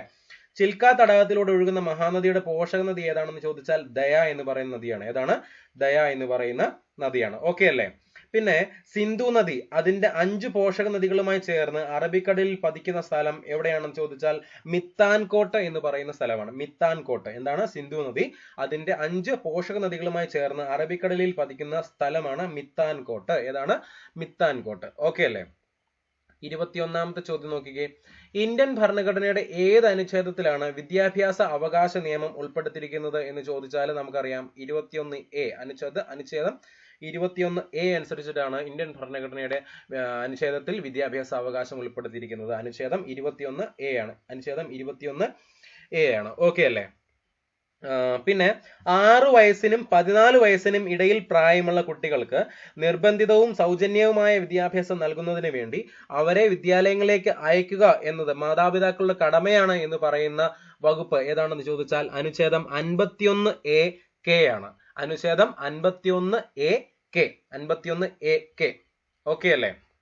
അടുത്ത ചോദ്യം 22ാമത്തെ ചോദ്യമാണ്. ദേശീയ മനുഷ്യാവകാശ കമ്മീഷന്റെ ഇപ്പോഴത്തെ അധ്യക്ഷൻ 2022 ആയതുകൊണ്ട് അന്നത്തെ ഉത്തരം എന്ന് പറയുന്നത് അരുൺകുമാർ മിശ്രയായിരുന്നു. ഇപ്പോൾ ദേശീയ മനുഷ്യാവകാശ കമ്മീഷന്റെ അധ്യക്ഷൻ എന്ന് പറയുന്നത് ജസ്റ്റിസ് വി രാമസുബ്രഹ്മണ്യനാണ് എന്നുള്ള കാര്യം ഒന്ന് ഓർത്തിരിക്കുക. ഓക്കെ അല്ലേ. പിന്നെ മനസ്സിലാക്കേണ്ട ഒരു കാര്യമുണ്ട്. ദേശീയ മനുഷ്യാവകാശ കമ്മീഷന്റെ ആക്ടിംഗ് ചെയർപേഴ്സൺ ആയ ആദ്യ മലയാളി ആരാണെന്ന് ചോദിച്ചാൽ സിറിയക് ജോസഫ് ആണ്. ആരാണ്? സിറിയക് ജോസഫ് ആണ്. ഓക്കെ. ഏറ്റവും കൂടുതൽ കാലം ദേശീയ മനുഷ്യാവകാശ കമ്മീഷൻ ആക്ടിംഗ് ചെയർപേഴ്സൺ ആയിരുന്നത് ആരാണെന്ന് ചോദിച്ചാൽ ഉത്തരം GP മാത്തൂർ ആണ്. ദേശീയ മനുഷ്യാവകാശ കമ്മീഷന്റെ ആക്ടിംഗ് ചെയർപേഴ്സൺ ആയിരുന്നത്, ഏറ്റവും കൂടുതൽ കാലം ആക്ടിംഗ് ചെയർപേഴ്സൺ ആയിരുന്നത് ആരാണ്? GP മാത്തൂർ ആണ്. എന്നാൽ ദേശീയ മനുഷ്യാവകാശ കമ്മീഷന്റെ ആക്ടിംഗ് ചെയർപേഴ്സൺ ആയ ആദ്യ മലയാളി ആരാണെന്ന് ചോദിച്ചാൽ സിറിയക് ജോസഫ് ആണ്. ആരാണ്? സിറിയക് ജോസഫ് ആണ് എന്നുള്ള കാര്യം ഒന്ന് ഓർത്തിരിക്കുക, മനസ്സിലാക്കുക. ഓക്കെ, 23ാമത്തെ ചോദ്യമാണ്. താഴെ പറയുന്നവയിൽ ഏത് തത്വമാണ് 42ാം ഭേദഗതി പ്രകാരം ഇന്ത്യൻ ഭരണഘടനയുടെ ആമുഖത്തിൽ കൂട്ടിച്ചേർത്തത്? ഏതാണ് ആമുഖത്തിൽ കൂട്ടിച്ചേർത്തത്? തത്വം ഏത് തത്വമാണ്? സോഷ്യലിസം. ഏതാണ്? സോഷ്യലിസം. അപ്പൊ ഇതിന്റെ ഒരു വർഷം നമുക്ക് പഠിക്കാം. 42ാം ഭേദഗതി എന്ന് പറഞ്ഞാൽ 1976. 1976ലാണ് 42ാം ഭേദഗതി വരുന്നത് എന്നുള്ള കാര്യം ഒന്ന് ഓർത്തിരിക്കുക. ഇന്ത്യയുടെ അടുത്ത ചോദ്യമാണ് 24ാമത്തെ ചോദ്യം. ഇന്ത്യയുടെ കേന്ദ്ര വിവരാവകാശ കമ്മീഷനിൽ ചെയർമാനെ കൂടാതെ പ്രസിഡന്റിന് എത്ര വിവരാവകാശ കമ്മീഷണർമാരെ കൂടെ നിയമിക്കാൻ കഴിയും എന്ന് ചോദിച്ചാൽ ഉത്തരം 10. എന്താണ്? ഇന്ത്യയുടെ കേന്ദ്ര വിവരാവകാശ കമ്മീഷനിൽ ചെയർമാനെ കൂടാതെ പ്രസിഡന്റിന് എത്ര വിവരാവകാശ കമ്മീഷണർമാരെ കൂടി നിയമിക്കാൻ കഴിയും എന്ന് ചോദിച്ചാൽ ഉത്തരം 10 ആണ്. വിവരാവകാശ നിയമത്തിൽ കേന്ദ്ര വിവരാവകാശ കമ്മീഷന്റെ രൂപീകരണത്തെക്കുറിച്ച് പറയുന്ന വകുപ്പ് അനുച്ഛേദം 12. അനുച്ഛേദം 12 ആണ്. ഓക്കെ, വിവരാവകാശ കമ്മീഷനിൽ അംഗമായ ആദ്യ വനിത ആരാണെന്ന് ചോദിച്ചാൽ പത്മ ബാലസുബ്രഹ്മണ്യം. 2005 പത്മ ബാലസുബ്രഹ്മണ്യം. ഓക്കെ, വിവരാവകാശ കമ്മീഷനിൽ അംഗമായ ആദ്യ വനിത ആരാണെന്ന് ചോദിച്ചാൽ പത്മ ബാലസുബ്രഹ്മണ്യം. 2005. ഓക്കെ അല്ലേ? ഇന്ത്യയിൽ മുഖ്യ വിവരാവകാശ കമ്മീഷണറായ ആദ്യ വനിത ആരാണെന്ന് ചോദിച്ചാൽ ദീപക് സന്ധു ആണ്. ആരാണ്? ദീപക് സന്ധു ആണ്. ഇന്ത്യയിലെ മുഖ്യ വിവരാവകാശ കമ്മീഷണറായ ആദ്യ വനിത ദീപക് സന്ധുവും രണ്ടാമത്തെ വനിത സുഷമ സിംഗുമാണ്. രണ്ടാമത്തെ വനിത സുഷമ സിംഗുമാണ്. ഓക്കെ അല്ലേ? 25ാമത്തെ ചോദ്യമാണ്. ബച്പൻ ബച്ചാവോ ആന്തോളൻ. ബച്പൻ ബച്ചാവോ ആന്തോളൻ എന്ന സംഘടന രൂപീകരിച്ച് ബാലവേലക്കെതിരെ പ്രവർത്തിക്കുന്ന ഇന്ത്യൻ സാമൂഹിക പരിഷ്കർത്താവ് ആരാണെന്ന് ചോദിച്ചാൽ നമുക്കറിയാം മലാല യൂസഫ്സായിക്കൊപ്പം നോബൽ സമ്മാനമൊക്കെ നേടിയ ആരാണ്? കൈലാഷ് സത്യാർത്ഥി. ആരാണ്? കൈലാഷ് സത്യാർത്ഥി അല്ലെ? ഐക്യരാഷ്ട്രസഭയുടെ 2021-23 സുസ്ഥിര വികസന ലക്ഷ്യങ്ങളുടെ അഭിഭാഷകനായി നിയമിതനായതും ആരാണ്? കൈലാഷ് സത്യാർത്ഥിയാണ്. ആരാണ്? കൈലാഷ് സത്യാർത്ഥി. ഓക്കെ അല്ലേ? 26ാമത്തെ ചോദ്യമാണ്. ഇന്ത്യയുടെ ദേശീയ ഗീതമായ വന്ദേമാതരം ഏത് ഭാഷയിലാണ് രചിക്കപ്പെട്ടിരിക്കുന്നത് എന്ന് ചോദിച്ചാൽ ഉത്തരം ബംഗാളി അല്ലെ? എന്താണ്? ഇന്ത്യയുടെ ദേശീയഗീതമായ വന്ദേമാതരം ഏത് ഭാഷയിലാണ് രചിക്കപ്പെട്ടിരിക്കുന്നത്? ബംഗാളി ഭാഷയിലാണ് രചിക്കപ്പെട്ടിരിക്കുന്നത്. വന്ദേമാതരം സംസ്കൃത ബംഗാളി മിശ്ര ഭാഷയിലാണ് വന്ദേമാതരം രചിച്ചത് എന്നുള്ള കാര്യം ഒന്ന് ഓർത്തു വെക്കുക. സംസ്കൃത ബംഗാളി മിശ്ര ഭാഷയിലാണ് വന്ദേമാതരം രചിച്ചത്. ഓക്കെ, ബംഗദർശൻ മാസികയിൽ 4ാമത്തെ അധ്യായമായാണ് ആനന്ദമഠം പ്രസിദ്ധീകരിച്ചത്. ബംഗദർശൻ മാസികയിൽ 4ാമത്തെ അധ്യായമായാണ് ആനന്ദമഠം പ്രസിദ്ധീകരിച്ചത്. വന്ദേമാതരത്തിലെ ആകെ വരികളുടെ എണ്ണം എന്ന് പറയുന്നത് 24 ആണ്. വന്ദേമാതരത്തിലെ ആകെ വരികളുടെ എണ്ണം 24 ആണ്. വന്ദേമാതരത്തിലെ ആകെ വരികളുടെ എണ്ണം എന്ന് പറയുന്നത് എത്രയാണ്? 24 ആണ്. 2022 ഓഗസ്റ്റിൽ ആസാദി കാ അമൃത് മഹോത്സവിന്റെ ഭാഗമായി 1 കോടി വിദ്യാർത്ഥികൾ ഒരുമിച്ച് ദേശഭക്തി ഗാനങ്ങൾ ആലപിച്ച് റെക്കോർഡിട്ട സംസ്ഥാനമാണ് രാജസ്ഥാൻ. 2022 ആസാദി കാ അമൃത് മഹോത്സവിന്റെ ഭാഗമായി 1 കോടി വിദ്യാർത്ഥികൾ ഒരുമിച്ച് ദേശഭക്തി ഗാനങ്ങൾ ആലപിച്ച് റെക്കോർഡിട്ട സംസ്ഥാനം ഏതാണ്? സംസ്ഥാനം രാജസ്ഥാൻ. ഏതാണ്? സംസ്ഥാനം രാജസ്ഥാൻ. ഓക്കെ, 27ാമത്തെ ചോദ്യമാണ്. ഇന്ത്യ ഗവൺമെന്റ് രൂപയുടെ ചിഹ്നമായി അംഗീകരിച്ചത്, രൂപയ്ക്ക് ഒരു ചിഹ്നം ഉണ്ടല്ലോ, ആ ഒരു ചിഹ്നം ദേശീയ ചിഹ്നമായി അംഗീകരിച്ചത് എന്നാണെന്ന് ചോദിച്ചാല് 2010 ജൂലൈ 15. 2010 ജൂലൈ 15 രൂപയുടെ ചിഹ്നം ദേശീയ ചിഹ്നമായിട്ട് അംഗീകരിച്ചത്. 2010 ജൂലൈ 15. രൂപയുടെ ചിഹ്നം രൂപകൽപ്പന ചെയ്തത് D ഉദയകുമാറാണ്. ചെന്നൈ തമിഴ്നാട് വംശജനായ D ഉദയകുമാറാണ് രൂപയുടെ ചിഹ്നം രൂപകൽപ്പന ചെയ്തത്. ഓക്കെ, അപ്പൊ രൂപയുമായിട്ട് ബന്ധപ്പെട്ട ചോദ്യം പറയാം. കറൻസി നോട്ടിൽ ഒപ്പിട്ട ആദ്യത്തെ RBI ഗവർണർ ആരാണെന്ന് ചോദിച്ചാൽ ജെയിംസ് ടൈലർ ആണ്. കറൻസി നോട്ടിൽ ഒപ്പിട്ട ആദ്യത്തെ RBIയുടെ ഗവർണർ ജെയിംസ് ടൈലർ ആണ്. ആരാണ്? ജെയിംസ് ടൈലർ ആണ്. ഓക്കെ, RBIയുടെ ആദ്യത്തെ വനിതാ ഡെപ്യൂട്ടി ഗവർണർ ആരാണെന്ന് ചോദിച്ചാൽ KJ ഉദ്ദേശിയാണ്. ആരാണ്? KJ ഉദ്ദേശിയാണ് RBIയുടെ ആദ്യത്തെ ഡെപ്യൂട്ടി ഗവർണർ ആകുന്നത്. KJ ഉദ്ദേശിയാണ്. ഓക്കെ, 28ാമത്തെ ചോദ്യം മൗലിക കടമകൾ ഏത് വിദേശ ഭരണഘടനയിൽ നിന്നാണ് ഇന്ത്യൻ ഭരണഘടന കടമെടുത്തിരിക്കുന്നത് എന്ന് ചോദിച്ചാൽ നമുക്കറിയാം അതിന്റെ ഉത്തരം എന്ന് പറയുന്നത് ഏതാണ്? സോവിയറ്റ് യൂണിയൻ ആണ്. മൗലിക കടമകൾ ഏത് വിദേശ ഭരണഘടനയിൽ നിന്നാണ് ഇന്ത്യൻ ഭരണഘടന കടമെടുത്തിരിക്കുന്നത് ചോദിച്ചാൽ ഉത്തരം സോവിയറ്റ് യൂണിയൻ ആണ്. മൗലിക കടമകൾ പ്രാബല്യത്തിൽ വന്നത് 1977 ജനുവരി 3. മൗലിക കടമകൾ പ്രാബല്യത്തിൽ വന്നത് 1977 ജനുവരി 3-നാണ്. ഓക്കെ. രാജ്യസഭ അംഗങ്ങളുടെ തെരഞ്ഞെടുപ്പ് കടമെടുത്തിരിക്കുന്നത് എവിടുന്നാണെന്ന് ചോദിച്ചാൽ അത് ദക്ഷിണാഫ്രിക്കയിൽ നിന്നാണ്. ഏതാ? രാജ്യസഭ അംഗങ്ങളുടെ തെരഞ്ഞെടുപ്പ് കടമെടുത്തിരിക്കുന്നത് ദക്ഷിണാഫ്രിക്കയിൽ നിന്നാണ്. ഓക്കെ, ദക്ഷിണാഫ്രിക്കയിൽ നിന്നാണ്. ഓക്കെ. രാജ്യസഭ എന്ന ആശയം കടമെടുത്തിരിക്കുന്നത് എവിടെ നിന്നാ? അമേരിക്കയിൽ നിന്നാണ്. അതായത് സംസ്ഥാനങ്ങളെ പ്രതിനിധാനം ചെയ്യുന്ന ഉപരിസഭ, അതാണല്ലോ രാജ്യസഭ, അതിന്റെ ആശയം കടമെടുത്തിരിക്കുന്നത് എവിടെ നിന്നാണ്? അമേരിക്കയിൽ നിന്നാണ്. അമേരിക്കയിൽ നിന്നാണ്. ഓക്കെ. 29ാമത്തെ ചോദ്യം കേന്ദ്ര വിവരാവകാശ കമ്മീഷനുമായി ബന്ധപ്പെട്ട് ശരിയല്ലാത്ത പ്രസ്താവന ഏതാണ്? ശരിയല്ലാത്ത പ്രസ്താവന ഏതാണെന്നാണ് ചോദ്യം. വിവരാവകാശ കമ്മീഷനാണ് 2005 വിവരാവകാശ നിയമത്തിന്റെ അടിസ്ഥാനത്തിൽ രൂപീകരിച്ചു. അത് ശരിയാണല്ലോ. അപ്പൊ അത് ശരിയാണ്. ചെയർമാനെയും കമ്മീഷണർമാരെയും പ്രധാനമന്ത്രി നിയമിക്കുന്നു എന്നുള്ളത് തെറ്റല്ലേ? പ്രസിഡന്റ് ആണ് അല്ലെ. പിന്നെ മൂന്നാമത്തെ ചോദ്യം നോക്കിക്കേ, മൂന്നാമത്തെ ഓപ്ഷൻ നോക്കിക്കേ. 2005 ഒക്ടോബർ 24 നിലയിൽ വന്നു. അതും തെറ്റാണല്ലോ. ഒക്ടോബർ 12 ആണ്. അപ്പൊ നമ്മുടെ ഉത്തരം എന്ന് പറയുന്നത് ഏതാ? തെറ്റായിട്ട് ശരിയല്ലാത്തതെന്നാ പറഞ്ഞത്. അപ്പൊ തെറ്റായത് കണ്ടുപിടിക്കാനാണ് പറഞ്ഞിരിക്കുന്നത്. അപ്പൊ നമ്മുടെ ഉത്തരങ്ങൾ ഏതൊക്കെയാ? 2ഉം 3ഉം വരണം. അപ്പൊ 2ഉം 3ഉം വരുന്നത് ഏതാണ്? ഓപ്ഷൻ ബി ആണ്. ഓപ്ഷൻ ബി ആണ് നമ്മുടെ ഉത്തരമായിട്ട് വരുന്നത് അല്ലെ. കേന്ദ്ര വിവരാവകാശ കമ്മീഷൻ നിലവിൽ വന്ന വർഷം 2005 ഒക്ടോബർ 12. കേന്ദ്ര വിവരാവകാശ കമ്മീഷൻ നിലവിൽ വന്ന വർഷം 2005 ഒക്ടോബർ 12 ആണ് അല്ലെ. വിവരാവകാശ നിയമത്തിൽ അംഗങ്ങളുടെ കാലാവധിയെയും സേവന വ്യവസ്ഥകളെയും കുറിച്ച് പറയുന്ന ഒരു വകുപ്പുണ്ട്. വകുപ്പ് 13. ഏതാണ്? വകുപ്പ് 13 ആണ്. ഓക്കെ. കേന്ദ്ര വിവരാവകാശ കമ്മീഷൻ രൂപീകരിക്കേണ്ടത് കേന്ദ്ര സർക്കാരും കമ്മീഷൻ അംഗങ്ങളെ നിയമിക്കേണ്ടത് ആരാണ്? പ്രസിഡന്റ് അല്ല. ആരാണ്? പ്രധാനമന്ത്രി അല്ല, പ്രസിഡന്റ് ആണ്. ഓക്കെ. എന്താണ്? കേന്ദ്ര വിവരാവകാശ കമ്മീഷൻ രൂപീകരിക്കേണ്ടത് കേന്ദ്ര സർക്കാരും കമ്മീഷൻ അംഗങ്ങളെ നിയമിക്കേണ്ടത് ആരുമാണ്? പ്രസിഡന്റുമാണ് എന്നുള്ള കാര്യം ഒന്ന് ഓർത്തിരിക്കുക, മനസ്സിലാക്കുക. 30. താഴെ പറയുന്നവയിൽ ഏത് ഇന്ത്യൻ സംസ്ഥാനത്തിലാണ് ദ്വിമണ്ഡല നിർമ്മാണ സംവിധാനം നിലനിൽക്കുന്നത് എന്ന് ചോദിച്ചാൽ കേരളത്തിലാണോ? കേരളത്തിൽ ഒരു നിയമസഭയുള്ളൂ. ഒഡീഷയിലല്ല, പിന്നെ ഗുജറാത്തിലല്ല. അപ്പൊ ഉത്തരം ഏതാണ്? മഹാരാഷ്ട്രയാണ്. അപ്പം എവിടെയാണ്? മഹാരാഷ്ട്രയില് ദ്വിമണ്ഡല നിയമനിർമ്മാണ സഭയാണ് ഉള്ളത് അല്ലെ.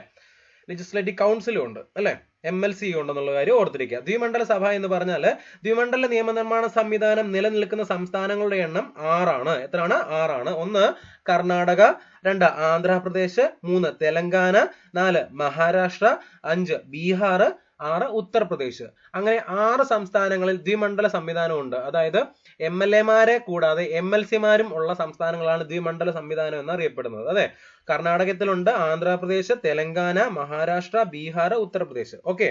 സംസ്ഥാന ലെജിസ്ലേറ്റീവ് കൗൺസിലുകൾ രൂപീകരിക്കുന്നതിനും നിർത്തലാക്കുന്നതിനും പാർലമെന്റിന് അധികാരം നൽകുന്ന വകുപ്പ് ഏതാണ്? അനുച്ഛേദം 169 ആണ്. സംസ്ഥാന ലെജിസ്ലേറ്റീവ് കൗൺസിലുകൾ രൂപീകരിക്കുന്നതിനും നിർത്തലാക്കുന്നതിനും പാർലമെന്റിന് അധികാരം നൽകുന്ന വകുപ്പാണ് അനുച്ഛേദം 169 എന്ന് പറയുന്ന വകുപ്പ്. 31ാമത്തെ ചോദ്യമാണ് ഗാന്ധിജിയെ കുറിച്ച് താഴെ തന്നിട്ടുള്ള പ്രസ്താവനകളിൽ നിന്ന് ശരിയായ ജോഡി തിരഞ്ഞെടുക്കുക എന്നുള്ളതാണ് ചോദ്യം. അപ്പൊ നമുക്ക് നോക്കാം ഏതൊക്കെയാണെന്നുള്ള കാര്യം. 1869 ഒക്ടോബർ 2 ഗുജറാത്തിലെ പോർബന്തറിൽ ജനിച്ചു. അത് ശരിയാണ്.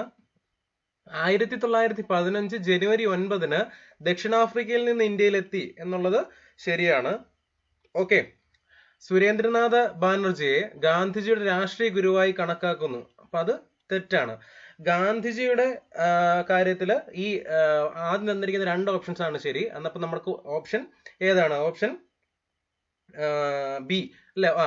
ഓപ്ഷൻ ബി അല്ല, ഓപ്ഷൻ സി. ഓപ്ഷൻ സിയിലാണ് 1ഉം 2ഉം വരുന്നത്. അപ്പൊ നമ്മുടെ ഓപ്ഷൻ ഏതാണ്?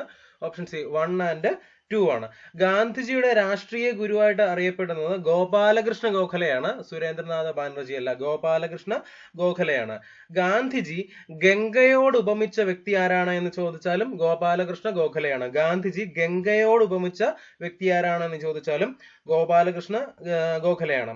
സൗത്ത് ആഫ്രിക്കയിൽ നിന്ന് മടങ്ങിയെത്തിയ ഗാന്ധിജിയോട് 1 വർഷം ഒരു വിദ്യാർത്ഥിയായും നിരീക്ഷകനായും കഴിയണം എന്ന് നിർദ്ദേശിച്ചത് ആനി ബെസന്റ് ആണ്. ആരാണ്? ആനി ബെസന്റ് ആണ്. 32ാമത്തെ ചോദ്യമാണ് കോൺഗ്രസിലെ മിതവാദി പട്ടികയിൽ നിന്ന് ശരിയായ ജോഡി തിരഞ്ഞെടുക്കുക എന്നുള്ളതാണ് ചോദ്യം. ഈ ചോദ്യത്തിലൊരു ഉത്തരത്തിലൊരു പ്രശ്നം ഉണ്ടായിരുന്നു. കാരണം ഇതിനകത്ത് എന്താണ് ജോഡിയാണ് തന്നിരിക്കുന്നത്. ഇതിനകത്ത് സുരേന്ദ്രനാഥ് ബാനർജി മാത്രമാണ് മിതവാദിയായിട്ടുള്ളത്.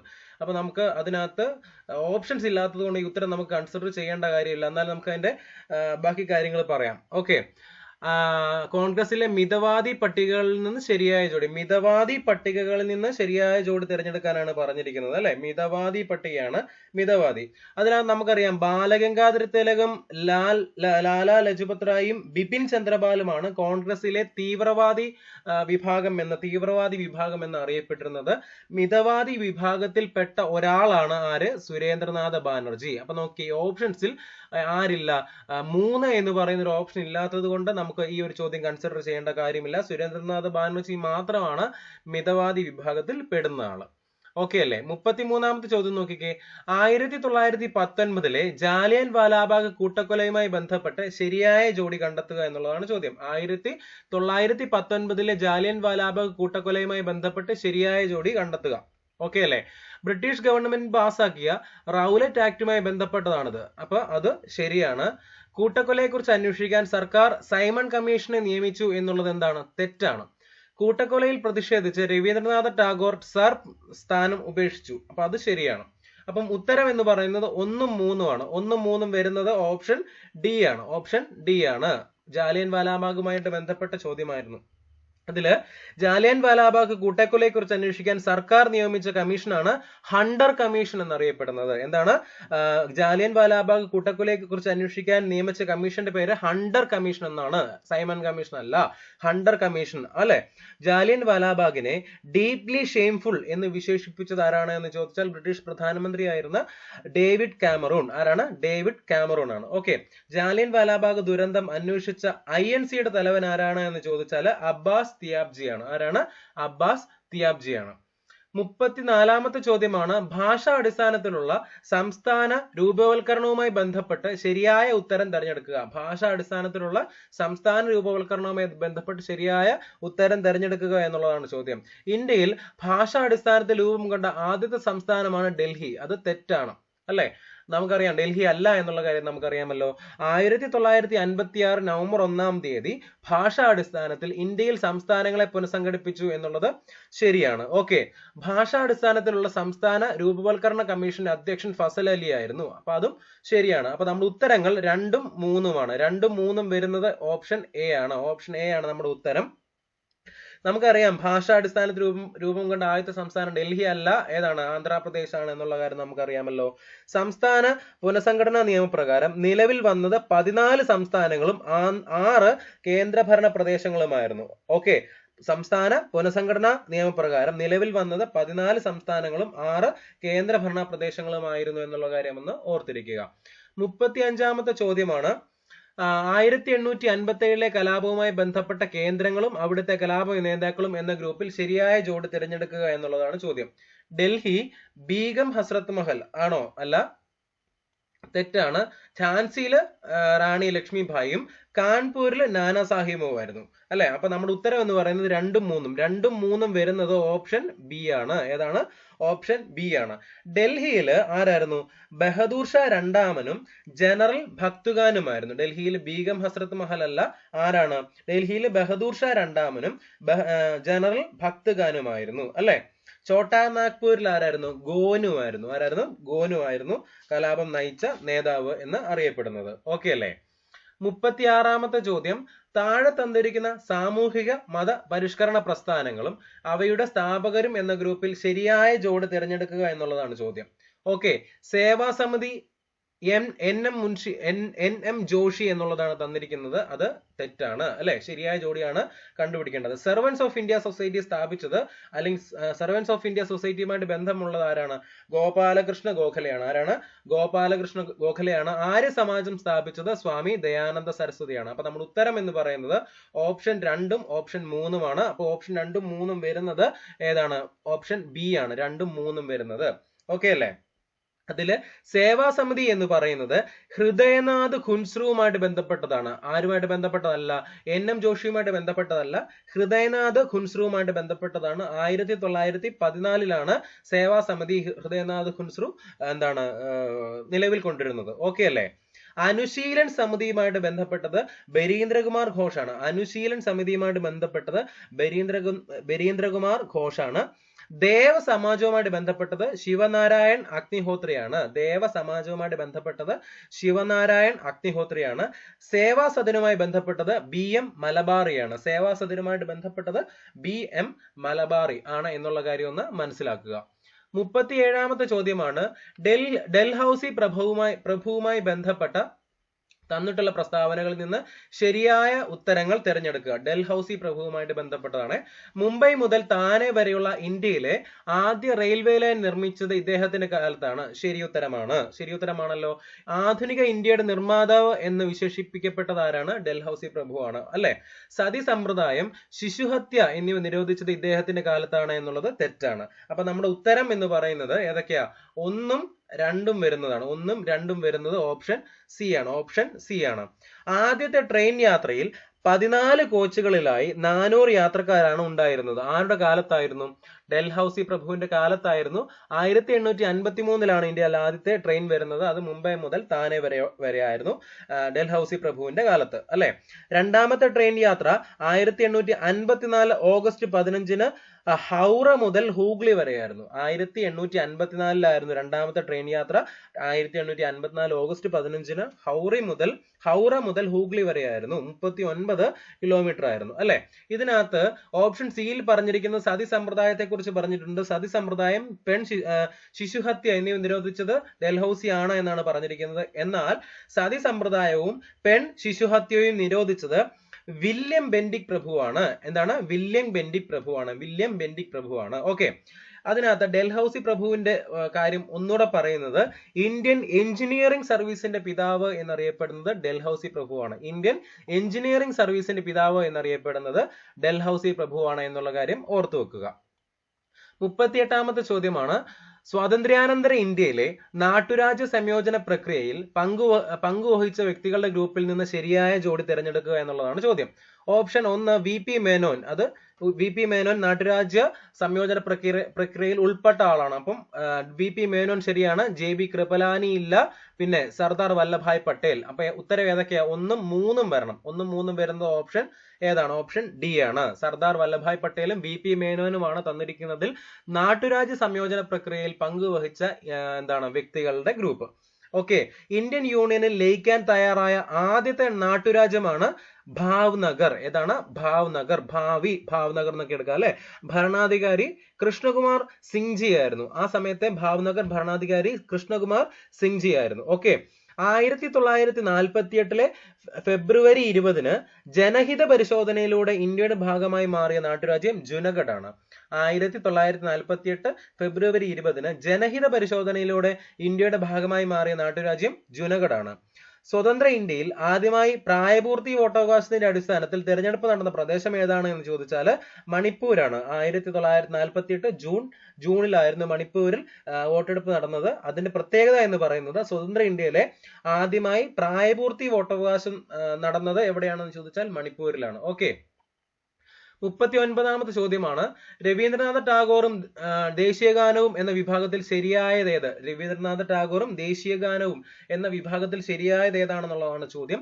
ഓപ്ഷൻ ഇന്ത്യയുടെ ദേശീയഗാനം രചിച്ചത് രവീന്ദ്രനാഥ ടാഗോർ ആണ്. ശരിയാണ്. ഉത്തരം ശരിയാണ്. അപ്പൊ നമുക്ക് ഓപ്ഷൻ എ അല്ലെങ്കിൽ ഓപ്ഷൻ 1 നമുക്ക് ശരിയാണെന്ന് പറയാം. ബംഗ്ലാദേശിന്റെ ദേശീയഗാനമായ അമർ സോന ബംഗ്ലായും ടാഗോർ രചിച്ചതാണ്. ശരിയാണ്. ബംഗ്ലാദേശിന്റെ ദേശീയഗാനമായ അമർ സോന ബംഗ്ലായും ടാഗോർ ആണ് രചിച്ചത്. 55 സെക്കൻഡ് കൊണ്ടാണ് ദേശീയഗാനം പാടിത്തീരുക. അത് തെറ്റാണ് അല്ലെ. അപ്പൊ അത് തെറ്റാണ്. അപ്പൊ നമ്മുടെ ഉത്തരങ്ങൾ ഏതൊക്കെയാണ്? 1ഉം 2ഉം. അപ്പൊ 1ഉം 2ഉം വരുന്നത് ഓപ്ഷൻ ഏതാണ്? ഓപ്ഷൻ എ ആണ്. 1ഉം 2ഉം വരുന്നത്. ഓക്കെ അല്ലെ. അതില് ജനഗണമന ഭാരത ഭാഗ്യവിധാത എന്ന ശീർഷകത്തിലാണ് ജനഗണമന പ്രസിദ്ധീകരിച്ചത്. ഭാരത ഭാഗ്യവിധാത എന്ന ശീർഷകത്തിലാണ് ജനഗണമന പ്രസിദ്ധീകരിച്ചത്. ദേശീയ ഗാനത്തിൽ ആകെ 13 വരികളിലായി 55 വാക്കുകളുണ്ട്. ദേശീയ ഗാനത്തിൽ 13 വരികളിലായി 55 വാക്കുകളുണ്ട്. ഇതിൽ ജയഹേ 6 പ്രാവശ്യവും ജയ 10 പ്രാവശ്യവും ആവർത്തിക്കുന്നു. ഇതിൽ ജയഹേ 6 പ്രാവശ്യവും ജയ 10 പ്രാവശ്യവുമാണ് ആവർത്തിക്കുന്നത്. ഓക്കെ അല്ലേ? അടുത്ത ചോദ്യം 40ാമത്തെ ചോദ്യമാണ്. വർത്തമാന പത്രവുമായി ബന്ധപ്പെട്ട് ശരിയായ ഉത്തരം കണ്ടെത്തുക. വർത്തമാന പത്രവുമായി ബന്ധപ്പെട്ട് ശരിയായ ഉത്തരം കണ്ടെത്തുക. ഓക്കെ, ബംഗാൾ ഗസറ്റ് ആണ് ഇന്ത്യയിലെ ആദ്യത്തെ ദിനപത്രം. അത് ശരിയാണ്. ബംഗാൾ ഗസറ്റ് ആണ് ഇന്ത്യയിലെ ആദ്യത്തെ ദിനപത്രം. അത് ശരിയാണ്. മുംബൈ സമാചാർ പ്രസിദ്ധീകരണം തുടരുന്ന ഇന്ത്യയിലെ ഏറ്റവും പഴക്കമുള്ള ദിനപത്രമാണ്.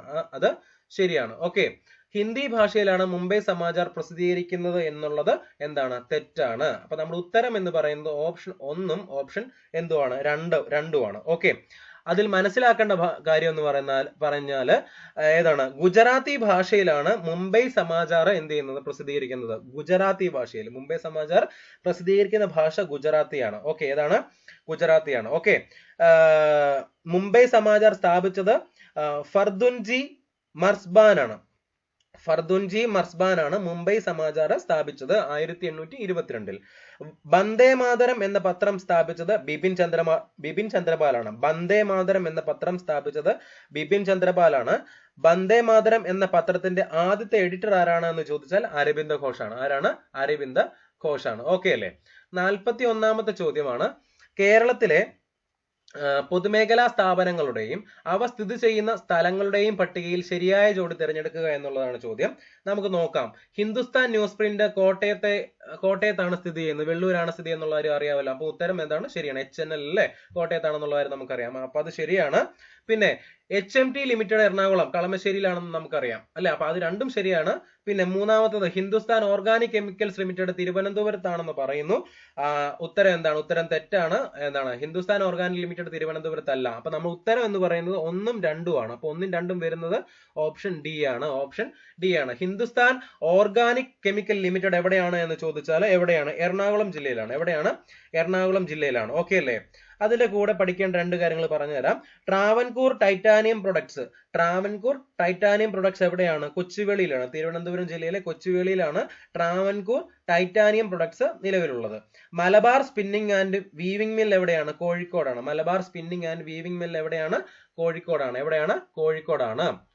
അടുത്ത ചോദ്യം 42ാമത്തെ ചോദ്യമാണ്. താഴെ തന്നിരിക്കുന്ന ജലവൈദ്യുത പദ്ധതികളുടെയും അവയുമായി ബന്ധപ്പെട്ട നദികളുടെയും പട്ടികയിൽ ശരിയായത് ഏതാണ് എന്നുള്ളതാണ് ചോദ്യം. ഉത്തരം നേര്യമംഗലം ജലവൈദ്യുത പദ്ധതി ചാലക്കുടി പുഴയിലാണെന്ന് പറയുന്നു. അത് തെറ്റാണ്. ഓക്കെ അല്ലേ? കുറ്റ്യാടി ജലവൈദ്യുത പദ്ധതി കുറ്റ്യാടി നദിയിലാണ്. അത് ശരിയാണ്. ഓക്കെ, ശബരിഗിരി ജലവൈദ്യുത പദ്ധതി പമ്പ നദിയിലാണ്. അപ്പൊ അത് രണ്ടും ശരിയാണ്. അപ്പൊ ഓപ്ഷൻ എന്ന് പറയുന്നത് 2ഉം 3ഉം വരണം. അപ്പൊ ഓപ്ഷൻ ഏതാണ്? ഓപ്ഷൻ എ ആണ്. ഓപ്ഷൻ എ ആണ്. നേര്യമംഗലം ജലവൈദ്യുത പദ്ധതി പെരിയാർ നദിയിലാണ്. നേര്യമംഗലം ജലവൈദ്യുത പദ്ധതി ചാലക്കുടി പുഴയിലല്ല. എവിടെയാണ്? പെരിയാർ നദിയിലാണ്. മുതിരപ്പുഴ, ഇടുക്കി ജില്ലയിൽ മുതിരപ്പുഴ അല്ലെ? പെരിയാർ നദിയിലാണ്. നേര്യമംഗലം അണക്കെട്ട് എറണാകുളം ജില്ലയിലാണ്. നേര്യമംഗലം അണക്കെട്ട് എറണാകുളം ജില്ലയിലാണ്. ഓക്കെ അല്ലേ? പടിഞ്ഞാറേത്തറ ഡാം എന്നറിയപ്പെടുന്ന അണക്കെട്ടാണ് ബാണാസുര സാഗർ ഡാം. പടിഞ്ഞാറേത്തറ ഡാം എന്നറിയപ്പെടുന്ന അണക്കെട്ടാണ് Banasura Sagar dam. Padinjarathara dam, Banasura Sagar dam. Kuyilur dam എന്നറിയപ്പെടുന്നത് പഴശ്ശി ഡാമാണ്. കുയിലൂർ ഡാം എന്നറിയപ്പെടുന്നത് പഴശ്ശി ഡാമാണ് എന്നുള്ള കാര്യം ഒന്ന് മനസ്സിലാക്കി വെക്കുക. 43ാമത്തെ ചോദ്യമാണ്. തന്നിരിക്കുന്ന പട്ടികയിൽ നിന്ന് കേരളത്തിലെ സാംസ്കാരിക സ്ഥാപനങ്ങളുടെയും അവ സ്ഥിതി ചെയ്യുന്ന സ്ഥലങ്ങളുടെയും ശരിയായ ജോഡി തിരഞ്ഞെടുക്കുക എന്നുള്ളതാണ് ചോദ്യം. തുഞ്ചൻ സ്മാരകം തിരൂരാണ്. മലപ്പുറം ജില്ലയിലെ തിരൂരാണ്. നമുക്കറിയാം അതാണെന്ന്. കുഞ്ചൻ സ്മാരകം സ്ഥിതി ചെയ്യുന്നത് കിള്ളിക്കുരിശുമംഗലത്താണ്. അതും ശരിയാണ്.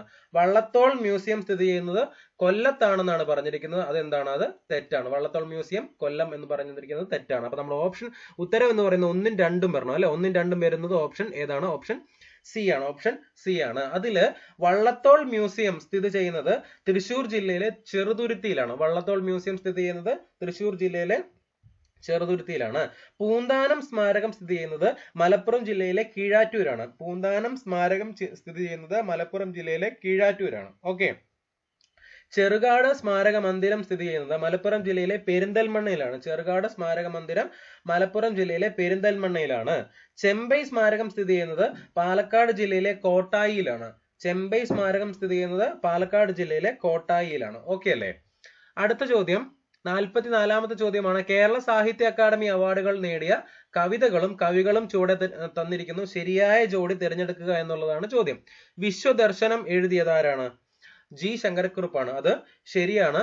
അവിൽപ്പൊതി വെണ്ണിക്കുളം ഗോപാലക്കുറുപ്പ് എന്നാണ് തന്നിരിക്കുന്നത്. അതെന്താണ്? അത് തെറ്റാണ് അല്ലെ? മുത്തശ്ശി എന്നുള്ള കവിത എഴുതിയത് എൻ ബാലാമണിയമ്മയാണെന്ന് പറയുന്നു. അപ്പൊ അതും ശരിയാണ്. വിശ്വദർശനം ജി ശങ്കരക്കുറുപ്പും മുത്തശ്ശി എഴുതിയത് ആരാണ്? എൻ ബാലാമണിയമ്മയോ. അപ്പൊ ഉത്തരം 1ഉം 3ഉം വരണം. 1ഉം 3ഉം വരുന്നത് ഏതാണ്? ഓപ്ഷൻ സി ആണ്. അതിൽ മനസ്സിലാക്കേണ്ട കാര്യം, അവിൽപ്പൊതി എഴുതിയത് ആരാണെന്ന് ചോദിച്ചാൽ വി കെ ഗോവിന്ദൻ നായരാണ്. അവിൽപ്പൊതി എഴുതിയത് വി കെ ഗോവിന്ദൻ നായരാണ്. ഓക്കെ. അഭിവാദ്യം എന്ന് പറയുന്ന കവിത എഴുതിയത് വള്ളത്തോൾ നാരായണമേനോനാണ്. അഭിവാദ്യം എന്ന കവിത എഴുതിയത് വള്ളത്തോൾ നാരായണമേനോനാണ്. ഓക്കെ. നർത്തകി എന്ന കവിത എഴുതിയത് ചങ്ങമ്പുഴയാണ്. നർത്തകി എന്ന കവിത എഴുതിയത് ചങ്ങമ്പുഴയാണ്. ഓക്കെ. മഹാകവി വള്ളത്തോളിന്റെ അഭിവാദ്യം എന്ന കവിതയിൽ പ്രതിപാദിച്ചിരിക്കുന്ന രാജ്യം ഏതാണെന്ന് ചോദിച്ചാൽ ചൈനയാണ്. വള്ളത്തോളിന്റെ അഭിവാദ്യം എന്ന കവിതയിൽ പ്രതിപാദിച്ചിരിക്കുന്ന രാജ്യം ഏതാണ് എന്ന് ചോദിച്ചാൽ ഉത്തരം ചൈനയാണ്. ഉത്തരം ചൈനയാണ്. ഓക്കെ അല്ലേ? അടുത്ത ചോദ്യം 45ാമത്തെ ചോദ്യമാണ്. കേരളത്തിലെ നദികളും അവയുടെ ഉത്ഭവസ്ഥാനവും അടിസ്ഥാനമാക്കി ശരിയായ ഉത്തരം കണ്ടെത്തുക എന്നുള്ളതാണ് ചോദ്യം. പമ്പ പുളിച്ചിമലയാണ്. ശരിയാണല്ലോ? അതെ. ചാലക്കുടിപ്പുഴ ആനമലയാണ്. ശരിയാണ്. അച്ചൻകോവിലാറ് പമ്പാ നദി. അത് തെറ്റാണ് അല്ലെ? ഉത്ഭവസ്ഥാനത്തിന്റെ കാര്യം പറഞ്ഞിരിക്കുന്നത് തെറ്റാണ് അല്ലെ? അപ്പൊ ഉത്തരം എന്ന് പറയുന്നത് 1ഉം 2ഉം. അപ്പൊ ഓപ്ഷൻ നമ്മുടെ ഏതാണ്? ഓപ്ഷൻ ബി ആണ്. അച്ചൻകോവിലാറിന്റെ ഉത്ഭവസ്ഥാനം എന്ന് പറയുന്നത് പശുക്കിടാമേട്ട് എന്ന് പറയുന്ന സ്ഥലമാണ്. അച്ചൻകോവിലാറിന്റെ ഉത്ഭവസ്ഥാനം പശുക്കിടാമേട്ട് എന്ന് പറയുന്നതാണ് അച്ചൻകോവിലാറിന്റെ ഉത്ഭവസ്ഥാനം. അച്ചൻകോവിലാർ പമ്പയോട് ചേരുന്ന സ്ഥലമാണ് വീയപുരം. ആലപ്പുഴയിലെ വീയപുരം. ഓക്കെ. ഹരിത കേരളം പദ്ധതിയിലൂടെ പുനരുജ്ജീവിക്കപ്പെട്ട പമ്പാ നദിയുടെ പോഷക നദി ഏതാണെന്ന് ചോദിച്ചാൽ വരട്ടാറാണ്. ഏതാണ്? വരട്ടാറാണ്. ക്ലിയർ അല്ലേ? 46ാമത്തെ ചോദ്യമാണ്. പശ്ചിമഘട്ടം കടന്നു പോകുന്ന ചില സംസ്ഥാനങ്ങൾ താഴെ തന്നിരിക്കുന്നു. ശരിയായവ തിരഞ്ഞെടുക്കുക. പശ്ചിമഘട്ടം കടന്നു പോകുന്ന ചില സംസ്ഥാനങ്ങൾ തന്നിരിക്കുന്നു. ശരിയായവ തിരഞ്ഞെടുക്കുക എന്നുള്ളതാണ് ചോദ്യം. ആന്ധ്രാപ്രദേശ് ആണോ? അല്ല, തെറ്റാണ്. ഗോവയുണ്ട്, പിന്നെ കർണാടകയുണ്ട്. പശ്ചിമഘട്ടം കടന്നു പോകുന്ന സംസ്ഥാനങ്ങൾ ഗോവയും കർണാടകയും. 2ഉം 3ഉം. അപ്പൊ 2ഉം 3ഉം വരുന്നത് ഓപ്ഷൻ ഏതാണ്? ഓപ്ഷൻ സി ആണ്. പശ്ചിമഘട്ട വനാന്തരങ്ങളിൽ നിന്ന് കണ്ടെത്തിയ കുറിച്യർ മലയാനം, ഓവലി ഫ്രാക്ടം എന്നിങ്ങനെ അറിയപ്പെടുന്ന സസ്യ ഇനമാണ് കുരുമുളക്. ഏതാണ്? കുറിച്യർ മലയാനം, ഓവലി ഫ്രാക്ടം എന്നിങ്ങനെ അറിയപ്പെടുന്ന സസ്യ ഇനമാണ് കുരുമുളക്. ഓക്കെ. പശ്ചിമഘട്ടത്തെക്കുറിച്ച് പഠിച്ച മാധവ് ഗാഡ്ഗിൽ കമ്മിറ്റിയിൽ അംഗമായിരുന്ന മലയാളിയാണ് VS ജയൻ. ആരാണ്? VS ജയനാണ്. മാധവ് ഗാഡ്ഗിലിന്റെ ആത്മകഥ ഏതാണ് എന്ന് ചോദിച്ചാൽ പശ്ചിമഘട്ടം ഒരു പ്രണയകഥ എന്നുള്ളത് മാധവ് ഗാഡ്ഗിലിന്റെ ആത്മകഥയുടെ പേരാണ്. പശ്ചിമഘട്ടം ഒരു പ്രണയകഥ. ഓക്കെ അല്ലേ? 47ാമത്തെ ചോദ്യമാണ്. കുടുംബശ്രീ സംവിധാനത്തെ കുറിച്ച് താഴെ തന്നിട്ടുള്ള പ്രസ്താവനകളുടെ അടിസ്ഥാനത്തിൽ ശരിയായ ജോഡി തിരഞ്ഞെടുക്കുക എന്നുള്ളതാണ് ചോദ്യം. സംസ്ഥാന സർക്കാരിന്റെ ഉൾപ്പെടെയുള്ള ദാരിദ്ര്യ നിർമ്മാർജ്ജന പ്രവർത്തനങ്ങൾ നടപ്പിലാക്കുന്നതിനായി രൂപം നൽകിയ സാമൂഹ്യ സന്നദ്ധ സംഘടനാ സംവിധാനമാണ് കുടുംബശ്രീ. അത് ശരിയാണല്ലോ. അടുത്തത് 2. ഈ സാമൂഹിക സംഘടനാ സംവിധാനത്തിന്റെ ഭരണസമിതി തെരഞ്ഞെടുപ്പ് 3 വർഷത്തിൽ ഒരിക്കൽ നടത്തേണ്ടതാണ്. അതും ശരിയാണ്. എന്നാൽ ഓപ്ഷൻ സി എന്ന് പറയുന്നത് കുടുംബശ്രീ ത്രിതല സംഘടനാ സംവിധാനത്തിന്റെ അടിസ്ഥാന ഘടകമാണ് Kudumbashree area development society, ADS. അത് തെറ്റാണ് അല്ലെ? അതിൽ ശരിയായിട്ടുള്ളത് ഓപ്ഷൻ 1ഉം 2ഉം ആണ്. 1ഉം 2ഉം വരുന്നത് ഓപ്ഷൻ ഏതാണ്? ഓപ്ഷൻ സി ആണ് അല്ലെ? കുടുംബശ്രീ ത്രിതല സംഘടനാ സംവിധാനത്തിന്റെ അടിസ്ഥാന ഘടകം എന്ന് പറയുന്നത് അയൽക്കൂട്ടങ്ങളാണ്. ഏതാണ്? അയൽക്കൂട്ടങ്ങൾ, നെയ്ബർഹുഡ് ഗ്രൂപ്പ്സ് അല്ലെങ്കിൽ NHG. ഏതല്ല? ADS അല്ല. കുടുംബശ്രീ ഏരിയ ഡെവലപ്മെന്റ് സൊസൈറ്റി അല്ല. കുടുംബശ്രീയുടെ ത്രിതല സംഘടനാ സംവിധാനത്തിന്റെ അടിസ്ഥാന ഘടകം ഏതാണ്? അയൽക്കൂട്ടങ്ങളാണ്. ഓക്കെ. കുടുംബശ്രീയുടെ ബുദ്ധികേന്ദ്രം എന്ന് വിശേഷിപ്പിക്കപ്പെടുന്ന കുടുംബശ്രീയെ കൈപിടിച്ചുയർത്തിയ വ്യക്തി ആരാണ്? TK ജോസ് ആണ്. ആരാണ്? TK ജോസ് ആണ്. ഓക്കെ അല്ലേ? അടുത്ത ചോദ്യം 48ാമത്തെ ചോദ്യമാണ്. കേരളത്തിലെ കേരളത്തിലെ വന്യജീവി സങ്കേതങ്ങളും അവ സ്ഥിതി ചെയ്യുന്ന ജില്ലകളും ഗ്രൂപ്പിൽ നൽകിയിട്ടുണ്ട്. ശരിയായ ജോഡി തിരഞ്ഞെടുക്കുക. പറമ്പിക്കുളം വന്യജീവി സങ്കേതം മലപ്പുറം എന്നാണ് തന്നിരിക്കുന്നത്. ഉത്തരം ഏതാണ്? തെറ്റാണ്. പറമ്പിക്കുളം വന്യജീവി സങ്കേതം മലപ്പുറം എന്നാണ് തന്നിരിക്കുന്നത്. ഉത്തരം തെറ്റാണ്. പീച്ചി വാഴാനി വന്യജീവി സങ്കേതം തൃശൂർ ജില്ലയിലാണ്. അത് ശരിയാണ്. നെയ്യാർ വന്യജീവി സങ്കേതം തിരുവനന്തപുരം ജില്ലയിലാണ്. ശരിയാണ്. അപ്പൊ 2ഉം 3ഉം ഉത്തരം വരുന്നത് ഓപ്ഷൻ ഏതാണ്? ഓപ്ഷൻ ബി ആണ്. ഓപ്ഷൻ ബി ആണ്. ക്ലിയർ അല്ലേ? പറമ്പിക്കുളം നമുക്കറിയാം മലപ്പുറം ജില്ലയിലല്ല എന്ന് പറഞ്ഞു. അപ്പൊ പറമ്പിക്കുളം ഏത് ജില്ലയിലാണ്? പാലക്കാട് ജില്ലയിലാണ്. പാലക്കാട് ജില്ലയിലെ ചിറ്റൂർ താലൂക്കിൽ മുതലമട ഗ്രാമപഞ്ചായത്തിലാണ് പറമ്പിക്കുളം സ്ഥിതി ചെയ്യുന്നത്. പറമ്പിക്കുളം എവിടെയാണ്? പറമ്പിക്കുളം സ്ഥിതി ചെയ്യുന്നത് പാലക്കാട് ജില്ലയിലെ ചിറ്റൂർ താലൂക്കിൽ മുതലമട ഗ്രാമപഞ്ചായത്തിലാണ് സ്ഥിതി ചെയ്യുന്നത്. ടോപ്പ് സ്ലിപ്പിന്റെ ഭാഗമായ കേരളത്തിലെ വന്യജീവി സങ്കേതമാണ് പറമ്പിക്കുളം. ടോപ്പ് സ്ലിപ്പിന്റെ ഭാഗമായ കേരളത്തിലെ വന്യജീവി സങ്കേതമാണ് പറമ്പിക്കുളം. സമുദ്രനിരപ്പിൽ നിന്ന് ഏറ്റവും ഉയരത്തിൽ സ്ഥിതി ചെയ്യുന്ന മൃഗങ്ങളുടെയോ സസ്യങ്ങളുടെയോ ആവാസ മേഖലയെ നമ്മൾ പറയുന്ന പേരാണിത് ടോപ്പ് സ്ലിപ്പ് എന്ന് പറയുന്നത്. എന്താണ്? സമുദ്രനിരപ്പിൽ നിന്ന് ഏറ്റവും ഉയരത്തിൽ സ്ഥിതി ചെയ്യുന്ന മൃഗങ്ങളുടെയോ സസ്യങ്ങളുടെയോ ആവാസ മേഖലയെ നമ്മൾ പറയുന്ന പേരാണിത് ടോപ്പ് സ്ലിപ്പ് എന്നാണ് പറയുന്നത്. എന്താ പറയുന്നത്? ടോപ്പ് സ്ലിപ്പ് എന്നാണ് പറയുന്നത്. അടുത്ത ചോദ്യം 49ാമത്തെ ചോദ്യമാണ്. 1ാം EMS മന്ത്രിസഭയിലെ മന്ത്രിമാരും വകുപ്പുകളും ഉൾപ്പെടുന്ന ലിസ്റ്റിൽ നിന്ന് ശരിയായ ജോഡി തിരഞ്ഞെടുക്കുക എന്നുള്ളതാണ് ചോദ്യം. അതിനകത്ത് PK ചാത്തൻ മാസ്റ്റർ തദ്ദേശ സ്വയംഭരണം ശരിയാണ്. VR കൃഷ്ണയ്യർ വ്യവസായം അത് തെറ്റാണ് എന്നുള്ള കാര്യം നമുക്കറിയാം. ഡോക്ടർ AR മേനോൻ എന്ന് പറയുന്നത് അദ്ദേഹം ഏത് വകുപ്പായിരുന്നു കൈകാര്യം ചെയ്തിരുന്നത്? ആരോഗ്യ വകുപ്പായിരുന്നു. അപ്പൊ ഉത്തരം എന്ന് പറയുന്നത് 1ഉം 3ഉമാണ്. 1ഉം 3ഉം വരുന്ന നമ്മുടെ ഓപ്ഷൻ എന്ന് പറയുന്നത് ഏതാണ്? ഓപ്ഷൻ എ ആണ്. ഓപ്ഷൻ എ ആണ്. അതില് VR കൃഷ്ണയ്യർ എന്ന് പറയുന്ന അദ്ദേഹം വ്യവസായമല്ലായിരുന്നു. എന്തായിരുന്നു? KP ഗോപാലനായിരുന്നു വ്യവസായം കൈകാര്യം ചെയ്തിരുന്നത്. KP ഗോപാലനായിരുന്നു വ്യവസായം കൈകാര്യം ചെയ്തിരുന്നത്. VR കൃഷ്ണയ്യർ നിയമവും വൈദ്യുതിയും ആഭ്യന്തരവുമായിരുന്നു VR കൃഷ്ണയ്യർ കൈകാര്യം ചെയ്തിരുന്നത്. അതിന് മനസ്സിലാക്കേണ്ട 2 കാര്യങ്ങൾ പറഞ്ഞു തരാം. പൊതുമരാമത്ത് വകുപ്പ് TA മജീദ് ആയിരുന്നു കൈകാര്യം ചെയ്തിരുന്നത്. പൊതുമരാമത്ത് വകുപ്പ് TA മജീദ് ആയിരുന്നു കൈകാര്യം ചെയ്തിരുന്നത്. ഭക്ഷ്യവകുപ്പും വനം വകുപ്പും KC ജോർജ് ആയിരുന്നു കൈകാര്യം ചെയ്തിരുന്നത്. ഭക്ഷ്യവകുപ്പും പിന്നെ വനം വകുപ്പും KC ജോർജ് ആയിരുന്നു കൈകാര്യം ചെയ്തിരുന്നത് എന്നുള്ള കാര്യം കൂടെ ഇന്ന് ഓർത്തിരിക്കുക. 50ാമത്തെ ചോദ്യമാണ്. കേരളത്തിലെ സ്പോർട്സ് സ്റ്റേഡിയങ്ങളും അവ സ്ഥിതി ചെയ്യുന്ന ജില്ലകളും കാണിച്ചിരിക്കുന്നതിൽ ശരിയായവ കണ്ടെത്തുക എന്നുള്ളതാണ് ചോദ്യം. ജവഹർലാൽ നെഹ്റു സ്റ്റേഡിയം കൊച്ചിയാണെന്ന് നമുക്കറിയാം. ജവഹർലാൽ നെഹ്റു സ്റ്റേഡിയം എവിടെയാണ്? കൊച്ചിയിലാണ് എന്നുള്ള കാര്യം നമുക്കറിയാം. ലാൽ ബഹദൂർ ശാസ്ത്രി സ്റ്റേഡിയം എവിടെയാണ്? ആലപ്പുഴ എന്നാണ് നൽകിയിരിക്കുന്നത്. ഉത്തരം തെറ്റാണ്.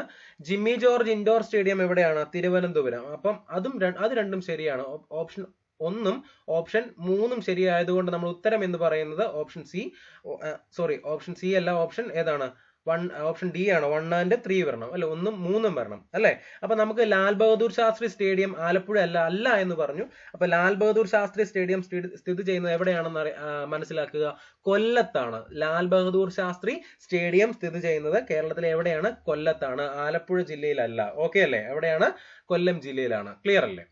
അടുത്ത ചോദ്യം 51ാമത്തെ ചോദ്യമാണ്. നവോത്ഥാന നായകരും കൃതികളും ഉൾപ്പെട്ട ഗ്രൂപ്പിൽ നിന്ന് ശരിയായ ഉത്തരം തിരഞ്ഞെടുക്കുക. നവോത്ഥാന നായകരും കൃതികളും ഉൾപ്പെട്ട ഗ്രൂപ്പിൽ നിന്ന് ശരിയായ ഉത്തരം തിരഞ്ഞെടുക്കുക എന്നുള്ളതാണ് ചോദ്യം. അതിനകത്ത് വൈകുണ്ഠസ്വാമികൾ അഖിലത്തിരുട്ട് അത് ശരിയാണ് എന്നുള്ള കാര്യം നമുക്കറിയാം. വാഗ്ഭടാനന്ദൻ ഏതാണ്? വിവേകാനന്ദ സന്ദേശം എന്നാണ് നൽകിയിരിക്കുന്നത്. അതെന്താണ്? അത് തെറ്റാണ്. പിന്നെ ചാവറ കുര്യാക്കോസ് ഏലിയാസ് അച്ഛൻ ഏതാ? ആത്മാനുതാപം എന്നുള്ള കൃതി നൽകിയിരിക്കുന്നു. അപ്പൊ ഓപ്ഷൻ 1ഉം ഓപ്ഷൻ 3ഉം വരുന്നത് ഏതാണ്? ഓപ്ഷൻ എ ആണ്. അപ്പൊ നമ്മുടെ ഉത്തരം എന്ന് പറയുന്നത് ഏതാണ്? ഓപ്ഷൻ എ ആണ്. ഏതാണ്? ഓപ്ഷൻ എ ആണ്. ഓക്കെ അല്ലേ? അതില് വിവേകാനന്ദ സന്ദേശം എഴുതിയത് ആഗമാനന്ദ സ്വാമികളാണ്. ആരാണ്? ആഗമാനന്ദ സ്വാമികളാണ്.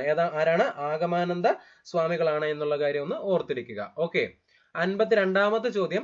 കേരളത്തിലെ പത്രങ്ങളും അവയുമായി ബന്ധപ്പെട്ട വ്യക്തികളും തന്നിരിക്കുന്നു. അവയിൽ ശരിയായ ജോഡി കണ്ടെത്തുക. കേരളത്തിലെ പത്രങ്ങളും അവയുമായി ബന്ധപ്പെട്ട വ്യക്തികളും തന്നിരിക്കുന്നു. ശരിയായ ജോഡി കണ്ടെത്തുക എന്നുള്ളതാണ് ചോദ്യം. അതിനകത്ത് ഈ ചോദ്യം PSC അന്തിമ ഉത്തരപ്പട്ടികയിൽ നിന്ന് ഒഴിവാക്കുകയായിരുന്നു ചെയ്തത്. കാരണം എന്താണെന്ന് നമുക്ക് നോക്കാം. ഓക്കെ അല്ലേ? അതിനകത്ത് ഏതാ? മാതൃഭൂമി സ്ഥാപിച്ചത് ആരാണെന്ന് ചോദിച്ചാൽ KP കേശവമേനോൻ ആണെന്നുള്ള കാര്യം നമുക്കറിയാം. പക്ഷേ കേരള കൗമുദി പത്രം സ്ഥാപിച്ചത് CV കുഞ്ഞിരാമനാണ്. CP അല്ല, CV കുഞ്ഞിരാമൻ. CV കുഞ്ഞിരാമനാണ്. അപ്പൊ ഈ ഒരു ഉത്തരം തെറ്റായിരുന്നു. CV കുഞ്ഞിരാമനാണ് കേരള കൗമുദി പത്രം സ്ഥാപിച്ചത്. കേരള കൗമുദി പത്രം സ്ഥാപിച്ചത്. അൽ അമീൻ എന്ന പത്രം സ്ഥാപിച്ചത് മുഹമ്മദ് അബ്ദുറഹ്മാൻ സാഹിബാണ്. വാക്ക് അബ്ദുൽ ഖാദർ മൗലവി അല്ല. ആരാണ്? മുഹമ്മദ് അബ്ദുറഹ്മാൻ സാഹിബാണ് അൽ അമീൻ എന്ന പത്രം സ്ഥാപിച്ചത്. അപ്പൊ ഈ ഒന്ന് മാത്രം ഉത്തരം വരുന്ന ഓപ്ഷൻ നമുക്ക് ഇല്ലാത്തത് കൊണ്ട് ഈ ഒരു ചോദ്യം ഒഴിവാക്കുകയാണ് ചെയ്തത്. ഓക്കെ അല്ലേ? അപ്പൊ മനസ്സിലാക്കേണ്ട കാര്യങ്ങൾ പറയാം. കായിക രംഗത്തിനായി ഒരു പുറം മുഴുവൻ നീക്കിവെച്ച ആദ്യത്തെ മലയാളം പത്രമാണ് ഏത്? ദീപിക. ഏതാണ്? ദീപിക. കായിക രംഗത്തിനായി ഒരു പുറം മുഴുവൻ നീക്കിവെച്ച ആദ്യത്തെ മലയാള പത്രമാണ് ഏത്? ദീപിക. ഏതാണ്? ദീപിക. കേരളത്തിലെ ആദ്യത്തെ പ്രഭാത ദിനപത്രം ഏതാണെന്ന് ചോദിച്ചാൽ മലയാള രാജ്യമാണ്. മലയാള രാജ്യം. കേരളത്തിലെ ആദ്യത്തെ സോഷ്യലിസ്റ്റ് പത്രം ഏതാണെന്ന് ചോദിച്ചാൽ പ്രഭാതമാണ്. കേരളത്തിലെ ആദ്യത്തെ സോഷ്യലിസ്റ്റ് പത്രമാണ് പ്രഭാതം. ഏതാണ്? പ്രഭാതം.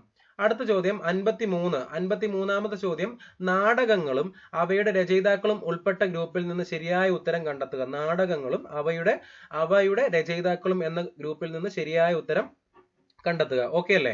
ഋതുമതി എന്ന നാടകം എഴുതിയത് ആരാണ്? പ്രേംജിയാണ്. ഋതുമതി പ്രേംജിയാണ്. ഓക്കെ. അടുക്കളയിൽ നിന്ന് അരങ്ങത്തേക്ക് എഴുതിയത് ആരാണ്? VT ഭട്ടതിരിപ്പാടാണ്. നാടകം എഴുതിയത് VT ഭട്ടതിരിപ്പാടാണ്. പാട്ടബാക്കി എഴുതിയത് KPR ഗോപാലൻ എന്നാണ് നൽകിയിരിക്കുന്നത്. അപ്പൊ അത് തെറ്റാണ്. ഓക്കെ അല്ലേ? അപ്പൊ ഉത്തരം ഏതൊക്കെയാ? ഋതുമതി 1ഉം 2ഉം വരുന്നത് ഓപ്ഷൻ ഏതാണ്? ഓപ്ഷൻ D ആണ്. ഓപ്ഷൻ D ആണ്. അപ്പൊ നമുക്ക് പാട്ടബാക്കി ആരാണ് എഴുതിയതെന്ന് നോക്കാം. പാട്ടബാക്കി എന്ന നാടകത്തിന്റെ രചയിതാവ് K ദാമോദരനാണ്. ആരാണ്? K ദാമോദരനാണ്. ഓക്കെ അല്ലേ? രാഷ്ട്രീയ കാരണങ്ങളാൽ നിരോധിക്കപ്പെട്ട തകഴിയുടെ നാടകമാണ് തോറ്റില്ല. എന്താണ്? രാഷ്ട്രീയ കാരണങ്ങളാൽ നിരോധിക്കപ്പെട്ട തകഴിയുടെ നാടകത്തിന്റെ പേരാണ് തോറ്റില്ല എന്നുള്ളതാണ്. കേരളത്തിൽ ആദ്യമായി നിരോധിക്കപ്പെട്ട നാടകം ഏതാണെന്ന് ചോദിച്ചാൽ നവയുഗം. കേരളത്തിൽ ആദ്യമായി നിരോധിക്കപ്പെട്ട നാടകം ഏതാണ് എന്ന് ചോദിച്ചാൽ നവയുഗം എന്ന് പറയുന്ന നാടകമാണ്. ഓക്കെ. രവീന്ദ്രനാഥ് ടാഗോറിന്റെ ആദ്യത്തെ നാടകം ഏതാണെന്ന് ചോദിച്ചാലും വാൽമീകി പ്രതിഭ എന്ന് പറയുന്ന നാടകമാണ്. രവീന്ദ്രനാഥ് ടാഗോറിന്റെ ആദ്യത്തെ നാടകം വാൽമീകി പ്രതിഭ. ഏതാണ്? വാൽമീകി പ്രതിഭ.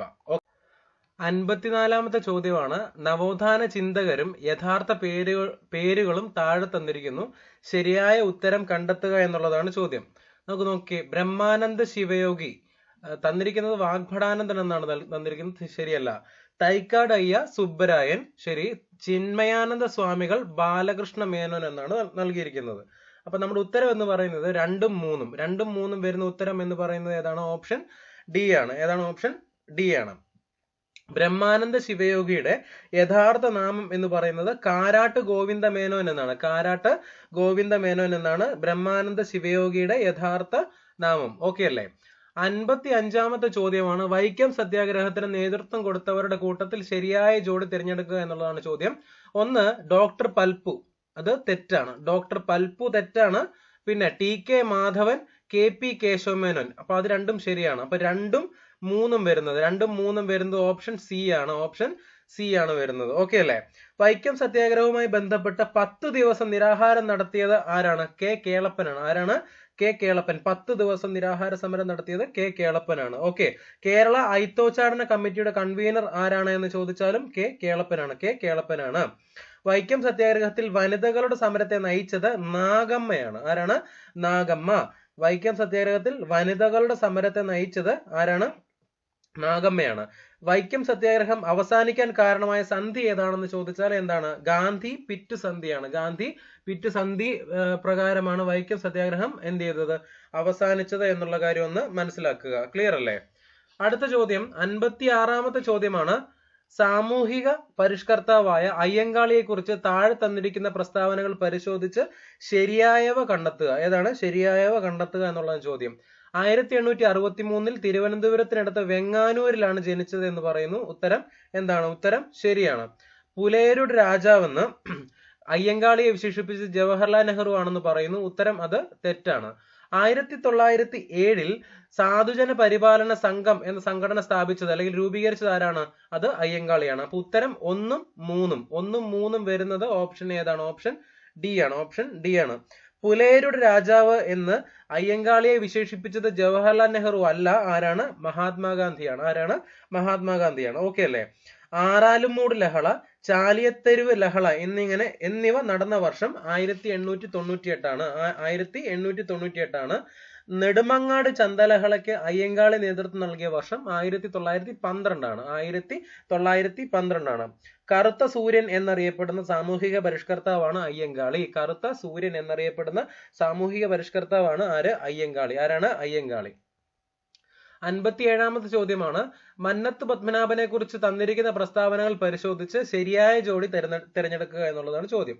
ഉത്തരം, നായർ സമുദായത്തിന്റെ ഉന്നമനത്തിനായി നായർ ഭൃത്യജന സംഘം രൂപീകരിച്ചു. ആര്? മന്നത്ത് പത്മനാഭൻ. അത് ശരിയാണ്. വൈക്കം സത്യാഗ്രഹത്തെ പിന്തുണച്ച് മന്നത്തിന്റെ നേതൃത്വത്തിൽ സവർണജാഥ നടത്തി. അത് ശരിയാണ്. ഇദ്ദേഹത്തിന്റെ ആത്മകഥയാണ് കണ്ണീരും കിനാവും. അത് തെറ്റാണ്. അല്ലെ? അപ്പൊ നമ്മുടെ ഉത്തരം 1ഉം 2ഉം 1ഉം 2ഉം വരുന്നത് ഏതാണ്? ഓപ്ഷൻ ഏതാണ്? ഓപ്ഷൻ ബി ആണ്. ഓക്കെ അല്ലേ? അടുത്ത ചോദ്യം 58ാമത്തെ ചോദ്യമാണ്. 58ാമത്തെ ചോദ്യം എന്താ പറയുന്നത്? EMS നമ്പൂതിരിപ്പാട് എഴുതിയ കൃതികളുടെ കൂട്ടത്തിൽ പെടാത്തത് ഏതാണ്? ജാതി വ്യവസ്ഥയും കേരള ചരിത്രവും, 1.25 കോടി മലയാളികൾ, പിന്നെ കേരളം മലയാളികളുടെ മാതൃഭൂമി. അല്ലെ? ഇതിനകത്ത് ഉത്തരം എന്ന് പറയുന്നത് ഏതാ? ജാതി വ്യവസ്ഥയും കേരള ചരിത്രവും എന്ന കൃതി എഴുതിയത് ആരാണെന്ന് ചോദിച്ചാൽ PK ബാലകൃഷ്ണനാണ്. PK ബാലകൃഷ്ണൻ. നമ്മൾ ഉത്തരം വരുന്നത് ഏതാണ്?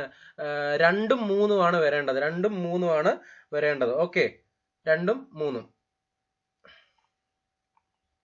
അടുത്ത ചോദ്യം 59ാമത്തെ ചോദ്യമാണ്. മലയാളി മെമ്മോറിയലുമായി ബന്ധപ്പെട്ട് തന്നിരിക്കുന്ന പ്രസ്താവനകളിൽ ശരിയായ ജോഡി തിരഞ്ഞെടുക്കുക എന്നുള്ളതാണ് ചോദ്യം. ഉത്തരം, തിരുവിതാംകൂറിലെ ഉന്നത ഉദ്യോഗങ്ങളിൽ തമിഴ് ബ്രാഹ്മണർ വഹിച്ചിരുന്ന അപ്രമാദിത്വത്തിനെതിരെ 10,000-ലധികം പേർ ഒപ്പിട്ട ഒരു ഭീമ ഹർജി മഹാരാജാവിന് സമർപ്പിച്ചു. അതാണ് ഏത്?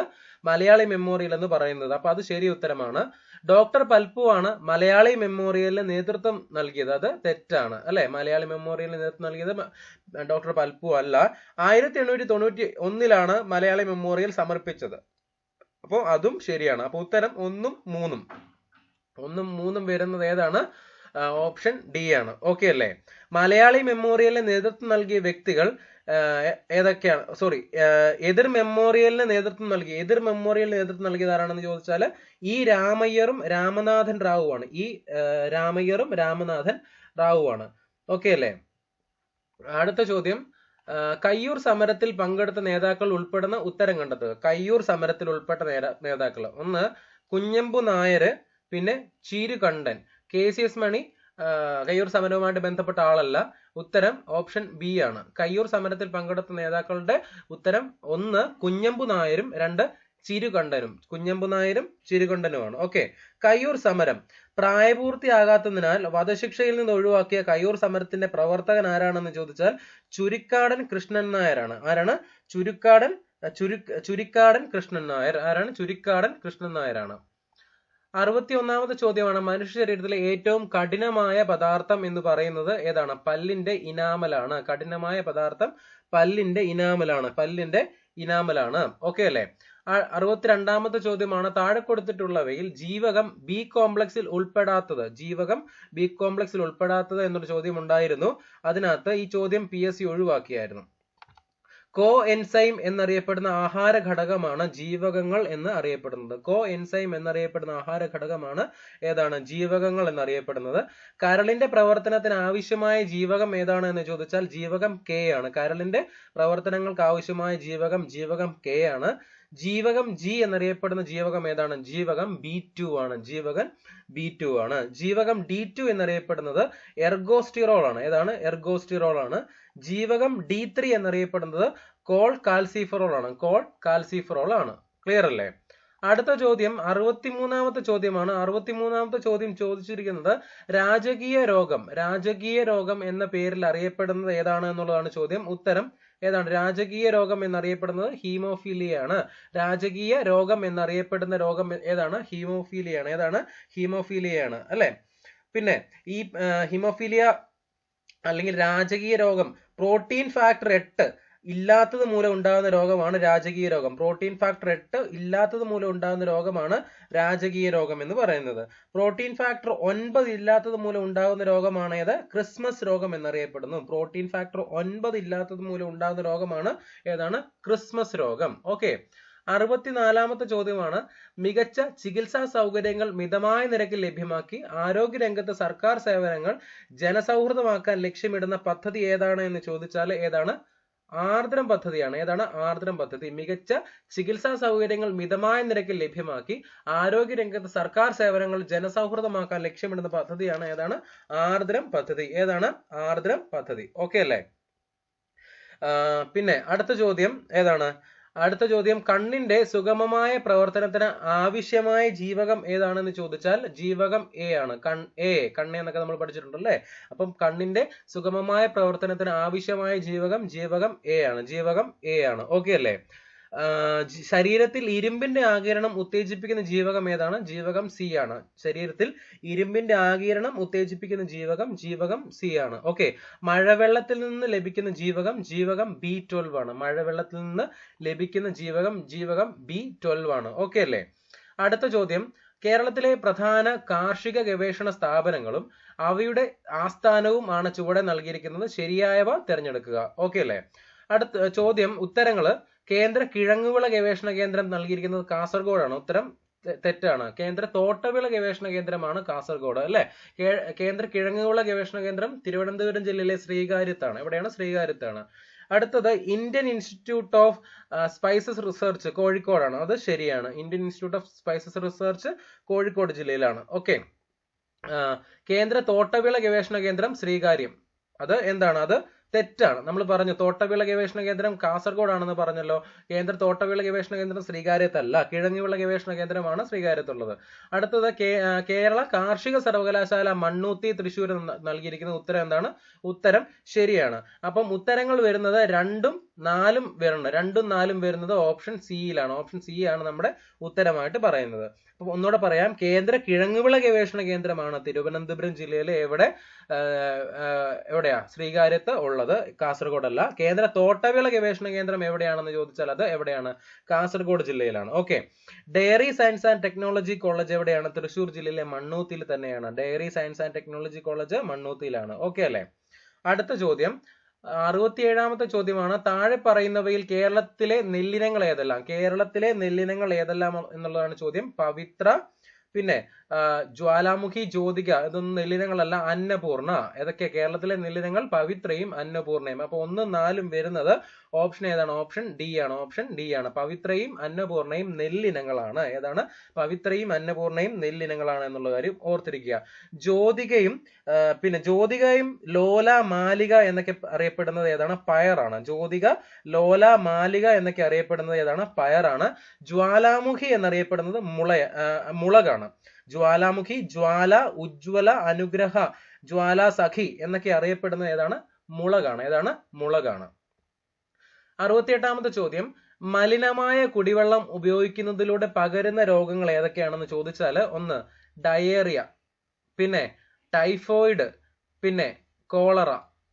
എയ്ഡ്സ് ഇതാണ് കുടിവെള്ളത്തിൽ കൂടി അല്ല എന്നുള്ള കാര്യം നമുക്കറിയാമല്ലോ. 1ഉം 2ഉം 4ഉം 1ഉം 2ഉം 4ഉം വരുന്നത് ഓപ്ഷൻ ഏതാണ്? ഓപ്ഷൻ ഡി ആണ്. ഓപ്ഷൻ ഡി ആണ്. മലിനമായ ഭക്ഷണത്തിലൂടെയും വെള്ളത്തിലൂടെയും പകരുന്ന ഹെപ്പറ്റൈറ്റിസുകളാണ് hepatitis A, hepatitis E, hepatitis A, hepatitis E. AIDS പകരുന്ന രീതികൾ ശരീരദ്രവങ്ങളിലൂടെ, സുരക്ഷിതമല്ലാത്ത ലൈംഗിക ബന്ധം, രക്തനിവേശനം, അണുവിമുക്തമാക്കാത്ത സൂചികൾ, മാതാവിൽ നിന്ന് ഗർഭസ്ഥ ശിശുവിലേക്ക്, ഇങ്ങനെയുള്ള രീതികളിൽ കൂടിയാണ് എയ്ഡ്സ് പകരുന്നത്, വെള്ളത്തിൽ കൂടി അല്ല. 69ാമത്തെ ചോദ്യം, താഴെ പറയുന്നവയിൽ ശരിയായ പ്രസ്താവന തിരഞ്ഞെടുക്കുക. ഓക്കെ. കാർബൺ ഡൈ ഓക്സൈഡ് ആഗോള താപനത്തിന് കാരണമാകുന്നു. നമുക്കറിയാം, അത് ശരിയാണ് എന്നറിയാം. കാർബൺ ഡൈ ഓക്സൈഡ് രക്തത്തിലെ ഹീമോഗ്ലോബിനുമായി ചേർന്ന് കാർബോക്സി ഹീമോഗ്ലോബിൻ ഉണ്ടാക്കുന്നു. അത് എന്താണ്? അത് തെറ്റാണ്. ഫോസിൽ ഇന്ധനങ്ങൾ കത്തുന്നത് വഴി കാർബൺ ഡൈ ഓക്സൈഡ് ഉണ്ടാകുന്നു. ഉത്തരം ശരിയാണ്. അപ്പൊ ഉത്തരം ഏതൊക്കെയാ? 1ഉം 3ഉം വരുന്നത് ഏതാണ്? ഓപ്ഷൻ എ ആണ്. ഓപ്ഷൻ എ ആണ് ഉത്തരമായിട്ട് നമ്മൾ പറയുന്നത്. ഓക്കെ അല്ലേ?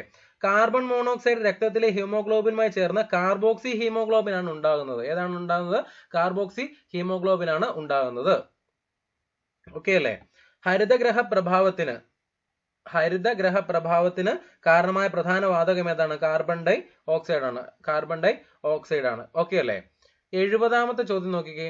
താഴെ പറയുന്നവയിൽ തെറ്റായ ജോഡി തിരഞ്ഞെടുക്കുക. താഴെ പറയുന്നവയിൽ തെറ്റായ ജോഡി തിരഞ്ഞെടുക്കാനാണ് പറഞ്ഞിരിക്കുന്നത്. സൈലന്റ് വാലി ദേശീയോദ്യാനം. സൈലന്റ് വാലി ദേശീയോദ്യാനമാണ്. ചെന്തുരുണി വന്യജീവി സങ്കേതമാണ് അല്ലെ? ഇരവികുളം വന്യജീവി സങ്കേതം അല്ല അല്ലെ? നെയ്യാർ ദേശീയോദ്യാനമല്ല അല്ലെ? അപ്പൊ ഉത്തരം ഏതൊക്കെയാണ്? ഉത്തരം 3ഉം 4ഉം. 3ഉം 4ഉം വരുന്ന ഓപ്ഷൻ ഏതാണ്? ഓപ്ഷൻ ബി ആണ്. ഓപ്ഷൻ ബി ആണ് അല്ലെ? ബ്രിട്ടീഷ് രേഖകളിൽ ഹാമിൽട്ടന്റെ പീഠഭൂമി എന്നറിയപ്പെട്ടിരുന്ന പ്രദേശം ഏതാണെന്ന് ചോദിച്ചാൽ ഇരവികുളമാണ്. ഏതാണ്? ഇരവികുളം. ഏതാണ്? ഇരവികുളം. ഓക്കെ അല്ലെ? അടുത്ത ചോദ്യം, തെറ്റായ ജോഡി ഏത്? തെറ്റായ ജോഡി ഏതാണെന്നുള്ളതാണ് ചോദ്യം. അലക്കുകാരം സോഡിയം കാർബൺ ഓക്സിജൻ. അലക്കുകാരം സോഡിയം കാർബൺ ഓക്സിജൻ, അത് ശരിയാണ്. Vitamin C carbon chlorine hydrogen, അത് തെറ്റാണ്. വൈറ്റമിൻ സി എന്ന് പറയുന്നത് കാർബൺ ക്ലോറിൻ ഹൈഡ്രജൻ ആണ്. അതാണ് എന്ത്? തെറ്റെന്ന് പറഞ്ഞിരിക്കുന്നത് കേട്ടോ.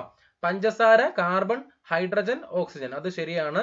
Option D carbon dioxide carbon oxygen, അതാണ് ശരി. അതിലെ ഉത്തരം ഏതാണ് തെറ്റെന്ന് പറയുന്നത്?